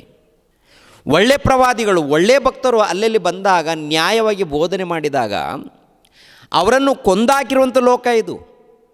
ಕೊಂದಾಕಿದ್ದಾರೆ. ಯಾಕೆ ಕೊಂದಾಕಿದ್ದಾರಪ್ಪ ಅಂತ ನೋಡುವಾಗ, ಇದ್ದದ್ದು ಇದ್ದ ಹಾಗೆ ಮಾತನಾಡಿದಾಗ ಅವರನ್ನು ಈ ಲೋಕ ಉಳಿಸಿಲ್ಲ. ಹೇಬೇಲನ ಮೊದಲುಗೊಂಡು ಜಕರಿನ ಮಗನಾಗಿರುವಂಥ ಭಕ್ತನವರೆಗೆ, ಅನೇಕ ಮಂದಿ ಭಕ್ತರವರೆಗೆ ಪ್ರವಾದಿಗಳನ್ನು ಸಾಯಿಸಿದಾರಂತೆ. ಅನೇಕರನ್ನು ಯಾಕೆ ಸಾಯಿಸಿದ್ದಾರೆ? ಒಳ್ಳೆಯದನ್ನು ಸಾರಿದ್ದಕ್ಕೆ. ಅವರ ಮಧ್ಯದಲ್ಲಿ ಕೂಡ ಚಿಕ್ಕ ತಪ್ಪುಗಳು ಅಲ್ಲೆಲ್ಲಿ ನಡೆದಿರುತ್ತಾರೆ. ಆದರೆ ಒಳ್ಳೆಯದನ್ನು ಅರ್ಥ ಮಾಡಿಕೊಂಡಂಥ ಕೆಲವರು ಭಕ್ತರಿದ್ದಾರೆ. ಆ ಭಕ್ತರು ಈ ಸಮಾಜದಲ್ಲಿ ಒಳ್ಳೆಯದನ್ನು ಮಾಡೋದಕ್ಕೆ ಬಂದಾಗ ಆ ಒಳ್ಳೆಯದನ್ನು ಮಾಡೋವರನ್ನು ಕೂಡ ನಾಶ ಮಾಡಿದ್ದಾರೆ ಈ ಲೋಕ. ಸಿದ್ಧರಾಗಲ್ಲ. ತಂದೆ ತಾಯಿಗಳೇ ಮಕ್ಕಳನ್ನು ಪಾಪ ಮಾಡೋದಕ್ಕೆ ಬಿಡ್ತಾರೆ. ತಂದೆ ತಾಯಿಗಳು ಪಾಪ ಮಾಡ್ತಾರೆ, ಮಕ್ಕಳು ಕೂಡ ಪಾಪ ಮಾಡೋದಕ್ಕೆ ರೆಡಿ ಆಗ್ತಾರೆ. ದೇವರ ಸನ್ನಿಧಿಗೆ ಬರಲ್ಲ, ದೇವರ ವಾಕ್ಯಗಳನ್ನು ಕಲಿಯಲ್ಲ. ಅಂದರೆ ಒಟ್ಟಿನಲ್ಲಿ ನೋಡುವಾಗ ಈ ಲೋಕ ಪಾಪದಲ್ಲಿ ತುಂಬಿಕೊಂಡಿದೆ. ಒಬ್ಬನಾದರೂ ಇಲ್ಲ ನೀತಿವಂತನು, ಎಲ್ಲರೂ ಪಾಪ ಮಾಡಿದವರೇ. ಭೇದವಿಲ್ಲ, ಎಲ್ಲರೂ ಪಾಪ ಮಾಡಿ ದೇವರ ಮಹಿಮೆಯನ್ನು ಹೊಂದದೆ ಹೋಗಿದ್ದಾರೆ. ಭೇದವಿಲ್ಲ. ಅಂಧಕಾರದ ದೊರೆತನದಲ್ಲಿದ್ದಾರೆ, ಕತ್ತಲೆಯಲ್ಲಿದ್ದಾರೆ, ಕತ್ತಲೆಯ ಸಾಮ್ರಾಜ್ಯದಲ್ಲಿದ್ದಾರೆ. ಇಂಥ ಸಮಾಜವನ್ನು ಕಾಪಾಡೋದಕ್ಕೆ ಯಾರು ಬಂದಿದ್ದಾರೆ? ಯಾರಾದರೂ ಇದ್ದಾರಾ? ಲೋಕದಲ್ಲಿ ಅಲ್ಲೊಬ್ರು ಇಲ್ಲೊಬ್ಬರು ಭಕ್ತರು ಕಾಣ್ತಾರೆ ಒಳ್ಳೆಯವರು. ಇನ್ನು ಲೋಕದಲ್ಲಿ ಮುಖಂಡರು ಅವರು ಇವರು ಕಾಣ್ತಾರೆ. ಏನಪ್ಪ ಅಂತ ನೋಡುವಾಗ ಅವ್ರ ಇತಿಹಾಸವನ್ನು ಪರಿಶೋಧನೆ ಮಾಡುವಾಗ ಯುದ್ಧಗಳು ನಡೆದಿದೆ, ಮಾರಣ ಕಾಂಡಗಳು ನಡೆದಿದೆ, ಜಗಳ ಇದೆ, ಗಲಾಟೆಗಳಿದೆ. ಇವ್ರು 4 ಮಂದಿನ ಕೊಂದಾಕಿದರೆ ಅವ್ರು 4 ಮಂದಿನ ಕೊಂದಾಕಿದ್ದಾರೆ. ಇವ್ರ ಮಧ್ಯದಲ್ಲಿ ಅವ್ರ ಮಧ್ಯದಲ್ಲಿ ಇವ್ರ ಮಧ್ಯದಲ್ಲಿ ಟೋಟಲ್ ಗಲಾಟೆಗಳೇ, ಅನೇಕ ಅಪರಾಧಗಳು, ಅನೇಕ ಪಾಪಗಳೇ. ಇಂಥ ಸಮಾಜವನ್ನು ಬೆಳಗಿಸಲು ಬಂದಂಥ ಪರಿಶುದ್ಧನು ಪರಲೋಕದಿಂದ ಈ ಲೋಕಕ್ಕೆ ಇಳಿತಾನೆ. ಮರಿಯಮ್ಮಳ ಗರ್ಭದ ಮೂಲಕ ಜನಿಸಿ ಈ ಲೋಕದಲ್ಲಿ ಜೀವಿಸ್ತಾರೆ ಪ್ರಿಯರೇ ಯೇಸು ಕ್ರಿಸ್ತರು. ಈ ಲೋಕ ನೋಡುವಾಗ ಪಾಪದ ಲೋಕ. ಈ ಪಾಪದ ಲೋಕದಲ್ಲಿ ಪಾಪದ ಕೊಳೆಯನ್ನು ಅಂಟಿಸಿಕೊಳ್ಳದೆ ಜೀವಿಸಿರುವಂಥ ಏಕೈಕ ವ್ಯಕ್ತಿ ಶಕಪುರುಷನಾಗಿರುವಂಥ ಕ್ರಿಸ್ತನು. ಯಾಕೋಬನ ಬರೆದ ಪತ್ರಿಕೆ 1ನೇ ಅಧ್ಯಾಯ 27ನೇ ವಚನ. ಪ್ರಪಂಚದ ದೋಷವು ಹತ್ತದಂತೆ ನೋಡಿಕೊಂಡಿರುವುದೇ ತಂದೆಯಾದ ದೇವರ ಸನ್ನಿಧಾನದಲ್ಲಿ ಶುದ್ಧವೂ ನಿರ್ಮಲವೂ ಆಗಿರುವ ಭಕ್ತಿ. ಯೇಸು ಕ್ರಿಸ್ತರು ಈ ಲೋಕದಲ್ಲಿ ಜೀವಿಸುವಾಗ ನಮ್ಮಂಥ ಶರೀರವನ್ನೇ ಧರಿಸಿಕೊಂಡಿದ್ದಾರೆ. ನಮ್ಮಂಥ ಶರೀರವನ್ನು ಧರಿಸಿಕೊಂಡಾಗ ನಮಗೆ ಯಾವ ರೀತಿ ಶೋಧನೆಗಳು ಬಂದಿದೆಯೋ ಅಂಥ ಶೋಧನೆಗಳು ಆತನು ಕೂಡ ಬಂದಿದೆ ರೀ. ಈ ಲೋಕದಲ್ಲಿ ಎಲ್ಲ ಕಡೆ ನೋಡುವಾಗ ರಾಜ್ಯಗಳನ್ನು, ಸಾಮ್ರಾಜ್ಯಗಳನ್ನು ಯಾವುದೇ ನೋಡಿ ರಕ್ತಪಾತ, ಸುಳ್ಳಿನ ಮೂಲಕ ಸಾಮ್ರಾಜ್ಯಗಳು, ಅನೇಕ ಅಪರಾಧಗಳಿಂದ ಸಾಮ್ರಾಜ್ಯಗಳು, ಸತ್ಯ, ನೀತಿ, ಧರ್ಮ, ನ್ಯಾಯ ಇದೇನಿರಲ್ಲ. ನೋಡೋದಕ್ಕೆ ಪಟ್ಟಿ ಇರುತ್ತಲ್ಲ ಕಾನೂನು, ಅವ್ರದ್ದು ಕಾನೂನು ಇರುತ್ತೆ ನೋಡಿ. ಧರ್ಮಕ್ಕಾಗಿ ನಮ್ಮ ಪ್ರಯಾಸ, ನೀತಿಗಾಗಿ ನಮ್ಮ ಪ್ರಯಾಸ, ನಮ್ಮ ದೇಶವನ್ನು ಕಾಪಾಡಿಕೊಳ್ಳೋದಕ್ಕಾಗಿ ನಮ್ಮ ಪ್ರಯಾಸ. ಇವಾಗಲೂ ಕೂಡ ಅಲ್ಲಲ್ಲಿ ನೋಡ್ತಾ ಇರ್ತೀವಿ, ಕೆಲವರು ಏನೋ ಸಾಧನೆ ಮಾಡ್ತಾ ಇದ್ದೀವಿ, ನಮ್ಮ ಜನಾಂಗವನ್ನು ಕಾಪಾಡಿಕೊಳ್ಳೋದಕ್ಕೆ ಏನೋ ಮಾಡ್ತೀವಿ ಅಂತೇಳಿ ಬರೀ ಗಲಾಟೆಗಳೇ. ಯಾರ್ಯಾರು ಗಲಾಟೆಗಳನ್ನು ಹುಟ್ಟಿಸೋರಿದ್ದಾರೆ? ಗಲಾಟೆಗಳನ್ನು ಹುಟ್ಟಿಸೋರು ಯಾರಿದ್ದಾರೆ? ಕಿರಿಕಿರಿಗಳು. ಪ್ರಮೋದ್ ಮುತಾಲಿಕ್ ಇದ್ದಾನೆ. ಮತ್ತು ಯಾರಿದ್ದಾರೆ? ಈ ಕ್ರೈಸ್ತರ ಮಧ್ಯದಲ್ಲಿ ಕಿರಿಕಿರಿಗಳು, ಗಲಾಟೆಗಳನ್ನು ಉಂಟು ಮಾಡೋದಕ್ಕೆ ಅನೇಕ ಸಾರಿ ಪ್ರಯತ್ನ ಮಾಡ್ತಾ ಇರ್ತಾರೆ. ಯಾವಾಗ ಈ ಕ್ರಿಸ್ಮಸ್ ಹಬ್ಬ ಬರುತ್ತೋ ಈ ಸಮಯದಲ್ಲಿ ಏನೋ ಒಂದು ಕಲ್ಲು ಒಗಿತಾ ಇರ್ತಾರೆ ಇವರು. ಕೆಲವು ವರ್ಷಗಳೇ, 1-2 ವರ್ಷಗಳ ಹಿಂದೆ ಬೈಬಲ್ ಗ್ರಂಥದಲ್ಲಿ ಕ್ರೌರ್ಯ ಇದೆ, ಕಾಮಕತ್ವ ಇದೆ ಅಂತೇಳಿ ಬಾಯಿಗೆ ಬಂದಾಗ ಮಾತಾಡ್ದ. ಆವಾಗ ವಾಕ್ಯದ ಮೂಲಕ ಉತ್ತರವನ್ನು ಕೊಟ್ಟಾಗ ಏನ್ರಿ ಮಾತಿಲ್ಲ. ಅದು ಕೂಡ ನಮ್ಮದು ಫೋನ್ ನಂಬರ್ ಇರುತ್ತೆ ಯೂಟ್ಯೂಬ್ನಲ್ಲಿ. ಏನೋ ಕದ್ದು ಮುಚ್ಚಿ ಮಾತಾಡಿಲ್ಲ. ಬೈಬಲ್ನಲ್ಲಿದೆಯಾ? ನಿನ್ನಲ್ಲಿದೆ ಕ್ರೌರ್ಯ, ಮನುಷ್ಯನಲ್ಲಿದೆ ಕಾಮಕತ್ವ. ಮನುಷ್ಯನಲ್ಲಿ ಇದ್ದದ್ದನ್ನು ದೇವರು ಬರೆಸ್ತಾರೆ. ಇವಾಗಲೂ ಕೂಡ ಏನು ಸುಮ್ಮನೆ ಕಿರಿಕಿರಿ, ಏನೋ ದೊಡ್ಡ ಸಾಧನೆ, ಏನೋ ಮಾಡ್ತೀನಿ. ಏನಯ್ಯ ಮಾಡ್ತೀಯ? ಸಮಾಜವನ್ನು ಕಾಪಾಡ್ತೀಯ? ಸಮಾಜವನ್ನು ಉದ್ಧಾರ ಮಾಡ್ತೀಯ? ಸಮಾಜವನ್ನು ಕಾಪಾಡಬೇಕಾದರೆ ನ್ಯಾಯವಾಗಿ ಏನಿದೆ ಅದನ್ನು ಬೋಧನೆ ಮಾಡು. ನ್ಯಾಯವಾಗಿ ಏನಿದೆ, ನ್ಯಾಯವಾಗಿ ಏನು ಕಲ್ತ್ಕೊಂಡಿದ್ದೀರಾ? ಮತ್ತಾರು? ಪ್ರತಾಪ್ ಸಿಂಹ ಕಾಣ್ತಾನೆ. ಇನ್ಯಾರು ಕಾಣ್ತಾರೆ? ಚಕ್ರವರ್ತಿ ಸೂಲಿಬೇಲೆ ಕಾಣ್ತಾನೆ. ಇನ್ನು ಕೆಲವರು ಅವರು ಕೈ ಕೆಳಗಡೆ ಇದ್ದವರು ಕೆಲವರು ಇರ್ತಾರೆ ಟೀಮ್. ಅಲ್ಲೊಬ್ಬರು ಇಲ್ಲೊಬ್ಬರು ಬೈಬಲ್ ಮೇಲೆ ಕಲ್ಲನ್ನು ಎಸಿತಾ ಇರ್ತಾರೆ, ಮತ್ತೊಬ್ಬರೇನೋ ಕ್ರೈಸ್ತರ ಮೇಲೆ ಕಲ್ಲನ್ನು ಎಸಿತಾ ಇರ್ತಾರೆ. ಹೇಗಾದರೂ ಮಾಡಿ ಒದ್ದು ಓಡಿಸ್ಬೇಕು, ಹಾಗೆ ಹೀಗೆ. ಇವರಿಂದ ಏನು ಮಾಡೋಕ್ಕಾಗುತ್ತೆ? ಏನಾದರೂ ಒಂದು ಹಣ್ಣಿನ ಹಂಪಲುಗಳನ್ನು ಏನಾದರೂ ಉಂಟು ಮಾಡೋಕ್ಕಾಗತ್ತಾ? ಇಲ್ಲಾಂದರೆ ತರಕಾರಿ ಉಂಟು ಮಾಡೋಕ್ಕಾಗತ್ತಾ? ಇಲ್ಲಾಂದರೆ ಏನು ತಲೆಯಲ್ಲಿರೊಂದು ಕೂದಲು ಏನಾದರೂ ತಯಾರು ಮಾಡೋಕ್ಕಾಗತ್ತಾ? ಇವ್ರ ಕೈಯಿಂದ ಏನೂ ಇಲ್ಲ. ಎಲ್ಲ ಕೊಟ್ಟಿದ್ದು ದೇವರು. ಸರ್ವವನ್ನು ಉಂಟು ಮಾಡಿದ್ದು ದೇವರು, ಸರ್ವವನ್ನು ಸೃಷ್ಟಿ ಮಾಡಿದ್ದು ದೇವರು. ಆ ದೇವ್ರ ಮೂಲಕ ನಾವು ಬದುಕ್ತಾ ಇದ್ದೀವಿ. ಇವ್ರ ಮೂಲಕನೇ ಬದುಕ್ತಾ ಇದ್ದೀವಿ ಅನ್ನೋ ರೀತಿಯಲ್ಲಿ ಬಿಲ್ಡಪ್ ಕೊಡ್ತಾ ಇರ್ತಾರೆ ಇವರು. ನಮ್ಮ ಮೂಲಕನೇ ಇವರು ಬದುಕ್ತಾ ಇದ್ದಾರೆ ನಮ್ಮ ದೇಶದಲ್ಲಿ ಅಂತೇಳಿ. ಈ ಲೋಕ ಉಂಟು ಮಾಡಿದ್ದು ಸೃಷ್ಟಿಕರ್ತನಾಗಿರುವಂಥ ಸರ್ವೇಶ್ವರನು. ನಾವೆಲ್ಲರೂ ಆತನ ಮಕ್ಕಳು. ಇದರಲ್ಲಿ ಹಿಂದೂಗಳಾಗಿರ್ಬೋದು, ಮುಸಲ್ಮಾನರಾಗಿರ್ಬೋದು, ಕ್ರೈಸ್ತರಾಗಿರ್ಬೋದು, ಬೌದ್ಧರಾಗಿರ್ಬೋದು, ಜೈನರಾಗಿರ್ಬೋದು, ಎಲ್ಲರೂ ಪರಮಾತ್ಮನ ಮಕ್ಕಳು, ಎಲ್ಲರೂ ದೇವರಿಗೆ ಮಕ್ಕಳು. ಆದರೆ ಅವರವ್ರ ಭಕ್ತಿ ಮೇಲೆ, ಅವರವರ ಮೂಢ ಭಕ್ತಿ ಮೇಲೆ ಹೋಗ್ತಾ ಇದ್ದಾರೆ. ನಿಜವಾದ ಮಾರ್ಗ ಯೇಸು ಕ್ರಿಸ್ತರ ಮಾರ್ಗ ಅಂತೇಳಿ ನಾವು ತಿಳಿಸ್ತಾ ಇದ್ದೀವಿ. ತಿಳ್ಕೊಂಡವ್ರು ಬರ್ತಾರೆ, ಇಲ್ಲದೆ ಇದ್ದರೆ ಹೋಗ್ತಾರೆ. ಆದರೆ ಈ ಸಮಾಜದಲ್ಲಿ ಸಮಾಧಾನವನ್ನು ಉಂಟು ಮಾಡಬೇಕು. ಸಮಾಧಾನ ಉಂಟು ಮಾಡುವಂಥ ರೀತಿಯಲ್ಲಿ ಬೋಧನೆ ನಡಿಬೇಕು. ಗಲಾಟೆಗಳ ಹಲ್ಲಯ್ಯ, ನೀನು ದೊಡ್ಡ ಮನುಷ್ಯನ, ಒಳ್ಳೆ ಶ್ರೇಷ್ಠವಾದಂಥ ಮಾತುಗಳು ಮಾತಾಡು. ನಿನ್ನಲ್ಲಿ ನಿಯತ್ತು ಇದೆಯಾ? ನೀತಿ ಬಗ್ಗೆ, ನಿಯತ್ತು ಬಗ್ಗೆ, ಒಳ್ಳೆಯದನ್ನು ಕುರಿತು ಮಾತಾಡು. ಸಮಾಜವನ್ನು ಕಾಪಾಡಿಕೋ. ಗಲಾಟೆ ಮಾಡಿದವರು ಎಲ್ಲರೂ ಕೂಡ ಮಣ್ಪಾಲಾಗಿದ್ದಾರೆ. ಯಾವನು ಉಳಿದಿಲ್ಲ ಈ ಲೋಕದಲ್ಲಿ, ಯಾವನು ಉಳಿದಿಲ್ಲ. ನೀನು ಗಲಾಟೆ ಮಾಡಿ ಗಲಾಟೆ ಮಾಡಿದವರು ಎಲ್ಲರೂ ಕೂಡ ಮಣ್ಪಾಲಾಗಿ ಹೋಗಿದ್ದಾರೆ. ಕಿರಿಕಿರಿ ಮಾಡಿದವನು ಮಣ್ಣು ತಿಂದು ಹೋಗಿದ್ದಾನೆ. ಕಿರಿಕಿರಿ ಮಾಡಿದವನು ಯಾವನು ಉದ್ಧಾರ ಆಗಿಲ್ಲ ಈ ಲೋಕದಲ್ಲಿ. ದೇವರ ಪ್ರೀತಿಯನ್ನು ಸಾರಿದವರು ಉದ್ಧಾರ ಆಗ್ತಾರೆ ಪ್ರಿಯರು. ಒಳ್ಳೆಯ ಹೆಸರನ್ನು ಪಡ್ಕೊಂಡಿದ್ದಾರೆ. ಒಳ್ಳೆಯ ಹೆಸರನ್ನು ಪಡಿಬೇಕಾದರೆ ಪ್ರೀತಿಯನ್ನು ಸಾರು. ಆ ಪ್ರೀತಿ ಯೇಸು ಕ್ರಿಸ್ತರಲ್ಲಿದೆ. ಆ ಪ್ರೀತಿ ಯೇಸು ಕ್ರಿಸ್ತರಲ್ಲಿ ಕಾಣುತ್ತೆ. ನಿಜವಾದ ಕ್ರೈಸ್ತರ ಮಧ್ಯದಲ್ಲಿ ಆ ಪ್ರೀತಿ ಕಾಣುತ್ತೆ, ತ್ಯಾಗ ಕಾಣುತ್ತೆ, ಒಳ್ಳೆಯದನ್ನು ಕಾಣುತ್ತೆ. ಒಳ್ಳೆಯದನ್ನು ಸಾರಿದ್ದಾರೆ ಯೇಸು ಪ್ರಭು. ಹಣದಗೋಸ್ಕರ ಸುವಾರ್ತೆ ಮಾಡಿಲ್ಲ, ಹಣದಗೋಸ್ಕರ ಬೋಧನೆ ಮಾಡಿಲ್ಲ. ಒಂದೇ ಒಂದು ರೂಪಾಯಿ ಯಾರಿಂದ ತಗೊಳ್ಳದೆ ಸೇವೆ ಮಾಡಿರುವಂಥ ಏಕೈಕ ವ್ಯಕ್ತಿ ಶಕಪುರುಷನಾಗಿರುವಂಥ ಕ್ರಿಸ್ತನು. ಯಾವ ಪಾಪ ಮಾಡದೆ ಬದುಕಿರುವಂಥ ಏಕೈಕ ವ್ಯಕ್ತಿ ಶಕಪುರುಷನಾಗಿರುವಂಥ ಯೇಸು. ಈ ಲೋಕದಲ್ಲಿ ಯಾವ ತಪ್ಪು ಮಾಡದೆ, ಯಾವ ಪಾಪ ಮಾಡದೆ, ಯಾವ ಅಪರಾಧ ಮಾಡದೆ ಜೀವಿಸಿದಂಥ ಏಕೈಕ ವ್ಯಕ್ತಿ ಶಕಪುರುಷನಾಗಿರುವಂಥ ಕ್ರಿಸ್ತನು. ಅಂಥ ವ್ಯಕ್ತಿಯ ಮೇಲೆ ಕಲ್ಲನ್ನು ಎಸಿತಾ ಇದ್ದೀರಲ್ಲ, ಕೆಸರು ಚೆಲ್ತಾ ಇದ್ದೀರಲ್ಲ, ನಿಮ್ಮ ಮನಸ್ಸು ಏನಾಗಿದೆ? ಸತ್ತೋಗಿದೆಯಾ? ನಿಮ್ಮ ಮನಸ್ಸು ಮೊಂಡಾಗಿದೆಯಾ? ಮೊಂಡು ಉದ್ಧಾರ ಆಗಲ್ಲ. ಉದ್ಧಾರ ಆಗಬೇಕಾದ್ರೆ ಆ ತಂದೆಯಾದ ಪರಮಾತ್ಮನನ್ನು ತಿಳಿದುಕೊಂಡು ದೇವರಿಗೆ ವಿಧೇಯರಾಗಿ ಭಕ್ತಿಯಿಂದ ಬದುಕಬೇಕು, ಕೆಲಸ ಮಾಡಬೇಕು. ಈ ಸಮಾಜದಲ್ಲಿ ಸೋಂಬೇರಿಗಳಾಗಿ ಬೆಳೆಸ್ತಾ ಇದ್ದಾರೆ, ಸೋಂಬೇರಿಗಳ ಹಾಗೆ. ನೋಡಿ ನಮ್ಮ ದೇಶ ಯಾವ ರೀತಿ ಇದೆ ರೀ. ಎಲ್ಲಿ ನೋಡಿದ್ರೂ ಕಸದ ಗುಂಡಿ, ಎಲ್ಲಿ ನೋಡಿದ್ರೂ ಚರಂಡಿ, ರಸ್ತೆಗಳು ಸರಿ ಇಲ್ಲ. ಯಾಕೆ? ಈ ಅಧಿಕಾರಿಗಳು ಎಲ್ಲ ಕೂಡ ದೋಚ್ಕೊಳ್ಳೋದಕ್ಕೆ, ಅಂಥದ್ದನ್ನು ಸರಿ ಮಾಡೋದಕ್ಕೆ ಇವರು ಹೋಗಲ್ಲ. ರಸ್ತೆಗಳು ನೋಡಿದ್ರೆ ಎಲ್ಲಿ ನೋಡಿದ್ರೂ ಕೂಡ ಕುಣಿಗಳಿರುತ್ತೆ ರೀ. ಎಲ್ಲಿ ನೋಡಿದ್ರೂ ಕೂಡ ಅಲ್ಲಲ್ಲಿ ಕಸದ ತೊಟ್ಟಿಗಳು, ಇದೆಲ್ಲ ಕೂಡ ನೀಟಾಗಿ ಶುಭ್ರವಾಗಿ ಇಟ್ಕೋಬೇಕು. ಅದೆಲ್ಲ ಏನು ಗೊತ್ತಿಲ್ಲ ಇವ್ರಿಗೆ. ಎಷ್ಟೋ ಮಂದಿ ಮನುಷ್ಯರಿದ್ದಾರೆ, ಕೆಲಸ ಮಾಡೋರಿದ್ದಾರೆ, ಅಧಿಕಾರಿಗಳಿದ್ದಾರೆ, ಸ್ವಚ್ಛತೆ ಇಲ್ಲ. ಆಸ್ಪತ್ರೆಗಳಲ್ಲಿ ಅನ್ಯಾಯ ನಡೀತಾ ಇದೆ, ಪೊಲೀಸ್ ಸ್ಟೇಷನ್ಗಳಲ್ಲಿ ಅನ್ಯಾಯ ನಡೀತಾ ಇದೆ. ಈ ಸಮಾಜದ ನೋಡುವಾಗ ಅನೇಕ ಸ್ಥಳಗಳಲ್ಲಿ ಅನ್ಯಾಯ ನಡೀತಾ ಇದೆ. ಅಂಥದ್ದನ್ನು ಸರಿಪಡಿಸಬೇಕು, ಒಳ್ಳೆ ರೀತಿಯಿಂದ ಪರಿಪಾಲನೆ ನಡಿಬೇಕು ಎಂಬ ಆಲೋಚನೆ ಯಾರಿಗಾದ್ರೂ ಇದೆಯಪ್ಪ ಅಂತ ನೋಡುವಾಗ ಅಂಥದ್ದೇನು ಕಾಣ್ತಾ ಇಲ್ಲ. ಎಲ್ಲರಿಗೂ ಬೇಕು, ಹಣ ಬೇಕು, ಹಣ. ಈ ಲೋಕದಲ್ಲಿ ಯಾರು ಸತ್ತರೆ ಏನು, ಯಾರು ನಾಶವಾದರೆ ನನಗೇನು, ನಾನು, ನನ್ನ ಕುಟುಂಬ, ನನ್ನ ಹೆಂಡತಿ, ನನ್ನ ಮಕ್ಕಳು ಸುಖವಾಗಿ ಆನಂದವಾಗಿ ಬಾಳಿದ್ರೆ ಸಾಕು ಅಂತ ಭ್ರಮೆಯಲ್ಲಿದ್ದಾರೆ ರೀ. ಆದರೆ ಈ ಲೋಕಕ್ಕೆ ಅನ್ಯಾಯವನ್ನು ಮಾಡಿ ಜೀವಿತನ ಮುಗಿಸ್ಕೊಂಡು ಹೋಗ್ತಾ ಇದ್ದಾರೆ.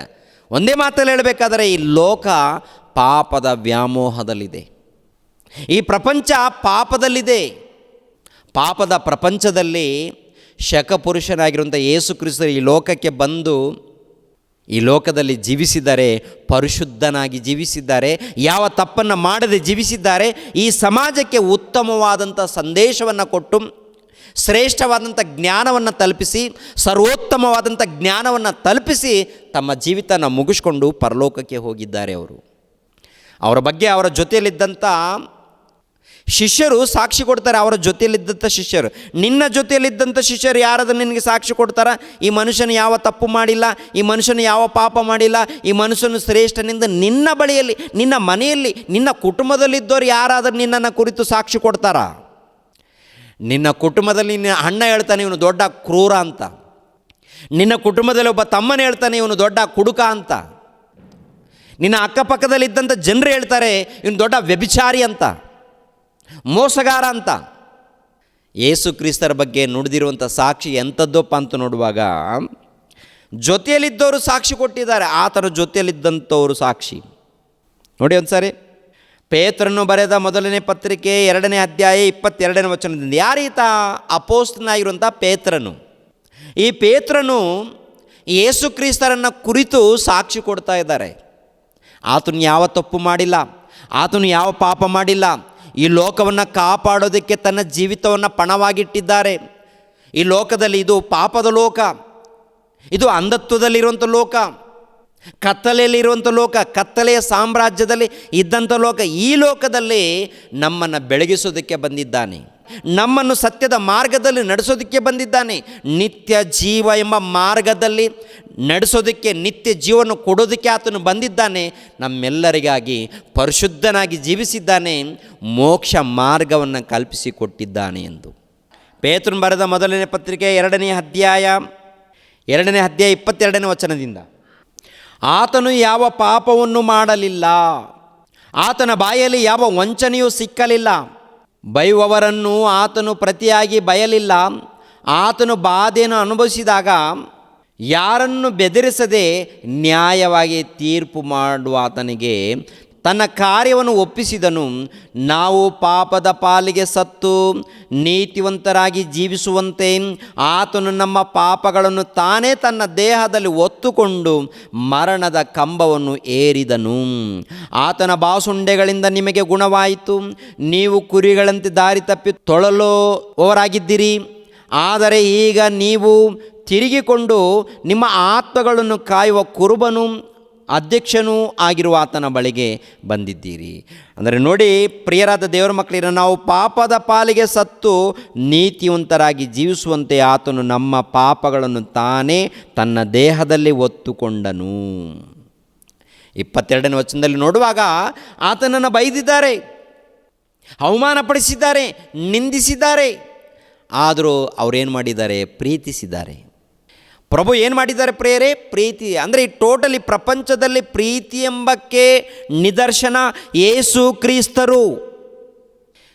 ಈ ಲೋಕದಲ್ಲಿ ಪ್ರೀತಿ ಎಂಬ ಪದಕ್ಕೆ ಅರ್ಥ ಯೇಸು ಕ್ರಿಸ್ತರು ತೋರಿಸಿಕೊಟ್ಟಿದ್ದಾರೆ. ಪ್ರೀತಿಯಲ್ಲಿ ಮೋಸ ಇರಲ್ಲ, ಪ್ರೀತಿಯಲ್ಲಿ ಹೊಟ್ಟೆ ಕಿಚ್ಚು ಇರಲ್ಲ. ಪ್ರೀತಿ ಇದ್ದರೆ ಒಳ್ಳೆಯದೇ ಮಾಡುತ್ತೆ ಅಂತ ಒಳ್ಳೆಯದನ್ನು ಮಾಡಿರುವಂಥ ಆತನನ್ನು ಕುರಿತು ಏನಯ್ಯ ನೀವು ಮಾತಾಡ್ತೀರಾ? ಬುದ್ಧಿ ಇದ್ದು ಮಾತನಾಡ್ತಾ ಇದ್ದೀರಾ ಅಥವಾ ಮತಿಗೆಟ್ಟು ಮಾತನಾಡ್ತಾ ಇದ್ದೀರಿ? ಏನಯ್ಯ ನಿಮ್ಮ ಮಾತುಗಳೇನು? ಯಾರಾತ? ಲೋಕರಕ್ಷಕ, ಪಾಪ ವಿಮೋಚಕ, ಪ್ರೀತಿಯನ್ನು ಪರಿಚಯ ಮಾಡಿದವರು, ದೇವರ ಜ್ಞಾನವನ್ನು ಪರಿಚಯ ಮಾಡಿದವರು, ದೇವರ ಸ್ವರೂಪವನ್ನು ಪರಿಚಯ ಮಾಡಿದವರು, ಸ್ವರ್ಗವನ್ನು ಪರಿಚಯ ಮಾಡಿದವರು, ಉನ್ನತವಾದಂಥ ಜ್ಞಾನವನ್ನು ಸಾರಿದವರು, ಅಂಧತ್ವದಲ್ಲಿ ಅಂಧಕಾರದ ಲೋಕಕ್ಕೆ ಬೆಳಕನ್ನು ನೀಡಿದವರು. ಬೆಳಕೊಂದರೆ ಮಹಾಜ್ಞಾನದ ಸಂಗತಿಗಳನ್ನು ನೀಡಿದವರು. ಅಂಥವರನ್ನು ಕುರಿತು ನೀವೇನಯ್ಯ ಸಾಧನೆ ಮಾಡ್ತೀರಾ? ಅಂಥ ಶಕಪುರುಷನನ್ನು ಗೆಲ್ಲಕ್ಕಾಗುತ್ತಾ? ಆತನ ಬಳಿಗೆ ನಿಂತ್ಕೊಳ್ಳೋಕ್ಕಾಗುತ್ತಾ? ಆಗುತ್ತಾ? ಒಬ್ಬನಂತಾನೆ ಆಂಧ್ರದಲ್ಲಿ ಒಬ್ಬನು ಹುಚ್ಚ ಏನಂತಾನೆ ಗೊತ್ತಾ? ನಮ್ಮ ದೇಶದಲ್ಲಿ ಒಬ್ಬ ಪಾಸ್ಟರ್ಗಳನ್ನು ಇಲ್ಲದಂತೆ ನಾನು ಮಾಡ್ತೀನಿ ಅಂತಾನೆ ಅವನು. ಅವನು ಅಪಹಾಸ್ಯಕ್ಕೆ ಗುರಿ ಆಗ್ತಾ ಇದ್ದಾನೆ ಅಂತ ಗೊತ್ತಾಗ್ತಾ ಇಲ್ಲ. ಅಂಥ ಹುಚ್ಚರು ಈ ಸಮಾಜದಲ್ಲಿ ತುಂಬ ಜನ ಇದ್ದಾರೆ. ದೇವ್ರು ನಿನ್ನನ್ನು ಪ್ರೀತಿಸ್ತಾ ಇದ್ದಾನೆ. ಈಗ ಅಂದರೂ ಕೂಡ ದೇವ್ರು ನಿನ್ನನ್ನು ಯಾಕೆ ಬಿಟ್ಟಿದ್ದಾನೆ ಗೊತ್ತಾ? ಒಂದೇ ಕಾರಣ, ಮಗನೇ ನೀನು ಬದಲಾಗಬೇಕು ಅಂತ. ಮಗನೇ ಮಗಳೇ ಬದಲಾಗಬೇಕು ಅಂತೇಳಿ. ಈ ಲೋಕನೇ ದೇವ್ರದು, ಈ ಭೂಮಿನೇ ದೇವ್ರದು. ಈ ಭೂಮಿ ನಂದು, ಈ ದೇಶ ನಂದು. ಏನಾದರೂ ಮಾಡಿದ್ಯಾ? ಒಂದೇ ಒಂದು ಏನ್ರಿ ಮರಳು ಉಂಟು ಮಾಡೋಕ್ಕಾಗಿದೆಯಾ ನಿನ್ನ ಕೈಯಲ್ಲಿ? ಮರಳು, ಮಣ್ಣು, ಒಂದು ಗಿಡ ಏನು ಮಾಡದ ಅಭಾಗ್ಯನು, ನಿರ್ಭಾಗ್ಯನು ನಿಂದು ಭಾಷೆನಿಂದ, ಭೂಮಿನಿಂದ, ಆಸ್ತಿನಿಂದ ಏನಯ್ಯ ನಿಂದು? ಏನಿದೆ ಈ ಲೋಕದಲ್ಲಿ? ನಾವೆಲ್ಲರೂ ಈ ಲೋಕಕ್ಕೆ ಬಂದಿದ್ದೀವಿ ಮತ್ತು ಈ ಲೋಕನ ಬಿಟ್ಟು ಹೊರಟೋಗ್ತೀವಿ. ನೀನು ಹೊರಟೋಗ್ಬೇಕು, ನಾನು ಹೊರಟೋಗ್ಬೇಕು, ಟೋಟಲಿ ಎಲ್ಲರೂ ಹೊರಟೋಗ್ಬೇಕು ಈ ಲೋಕದಲ್ಲಿ. ಸಾಧನೆ ಮಾಡಿದ್ರೆ ಅದು ಪ್ರೀತಿಯಿಂದನೇ ಸಾಧನೆ ಆಗುತ್ತೆ. ಸಾಧನೆ ಅಂದರೆ ಪ್ರೀತಿ. ಆ ಪ್ರೀತಿಯನ್ನು ಯೇಸು ಕ್ರಿಸ್ತರು ಪರಿಚಯ ಮಾಡಿದ್ದಾರೆ. ಯಾವ ತಪ್ಪು ಮಾಡದೆ, ಯಾವ ಪಾಪ ಮಾಡದೆ, ಯಾರಿಗೂ ಮೋಸ ಮಾಡದೆ, ಯಥಾರ್ಥವಾಗಿ ದೇವರ ಪ್ರೀತಿಯನ್ನು ಸಾರಿ ತನ್ನ ಜೀವಿತನ ಮುಗಿಸ್ಕೊಂಡು ಲೋಕಕ್ಕೆ ರಕ್ಷಣೆಯ ಮಾರ್ಗವನ್ನು ಕಲ್ಪಿಸಿಕೊಟ್ಟು ಹೊರಟೋಗಿದ್ದಾರೆ ಅವರು. ಅವರ ಬಗ್ಗೆ ಜೊತೆಯಲ್ಲಿದ್ದಂಥ ಪೇತ್ರನು, ಅಪೊಸ್ತಲನಾಗಿರುವಂಥ ಪೇತ್ರನು ಆತನ ಬಗ್ಗೆ ಸಾಕ್ಷಿ ಕೊಡ್ತಾನೆ.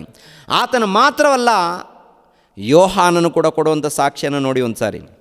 ಯೋಹಾನನು ಬರೆದ ಮೊದಲನೇ ಪತ್ರಿಕೆ 3ನೇ ಅಧ್ಯಾಯ 5ನೇ ವಚನ. ಪಾಪಗಳನ್ನು ಹೋಗಲಾಡಿಸುವುದಕ್ಕಾಗಿ ಕ್ರಿಸ್ತನು ಪ್ರತ್ಯಕ್ಷನಾದನೆಂಬುದು ಗೊತ್ತಾಗಿದೆ. ಆತನಲ್ಲಿ ಪಾಪವಿಲ್ಲ, ಆತನಲ್ಲಿ ಅಪರಾಧ, ಆತನಲ್ಲಿ ಪಾಪ, ಆತನಲ್ಲಿ ತಪ್ಪುಗಳು ಒಂದು ಇಲ್ಲ ಅಂತೇಳಿ ಖುದ್ದಾಗಿ ಆತನ ಜೊತೆಯಲ್ಲಿದ್ದವರು ಹೇಳಿದ್ದಾರೆ. ಈತನು ಪರಿಶುದ್ಧನು, ಈತನು ಶುದ್ಧನು, ಈತನು ಪರಿಶುದ್ಧನು, ಈತನು ಪ್ರೀತಿ ಸ್ವರೂಪನು, ಈತನು ಲೋಕರಕ್ಷಕನು, ಈತನ ಮೂಲಕ ನಮಗೆ ನಿತ್ಯ ಜೀವ ಇದೆ, ಪಾಪ ಕ್ಷಮಾಪಣೆ ಇದೆ.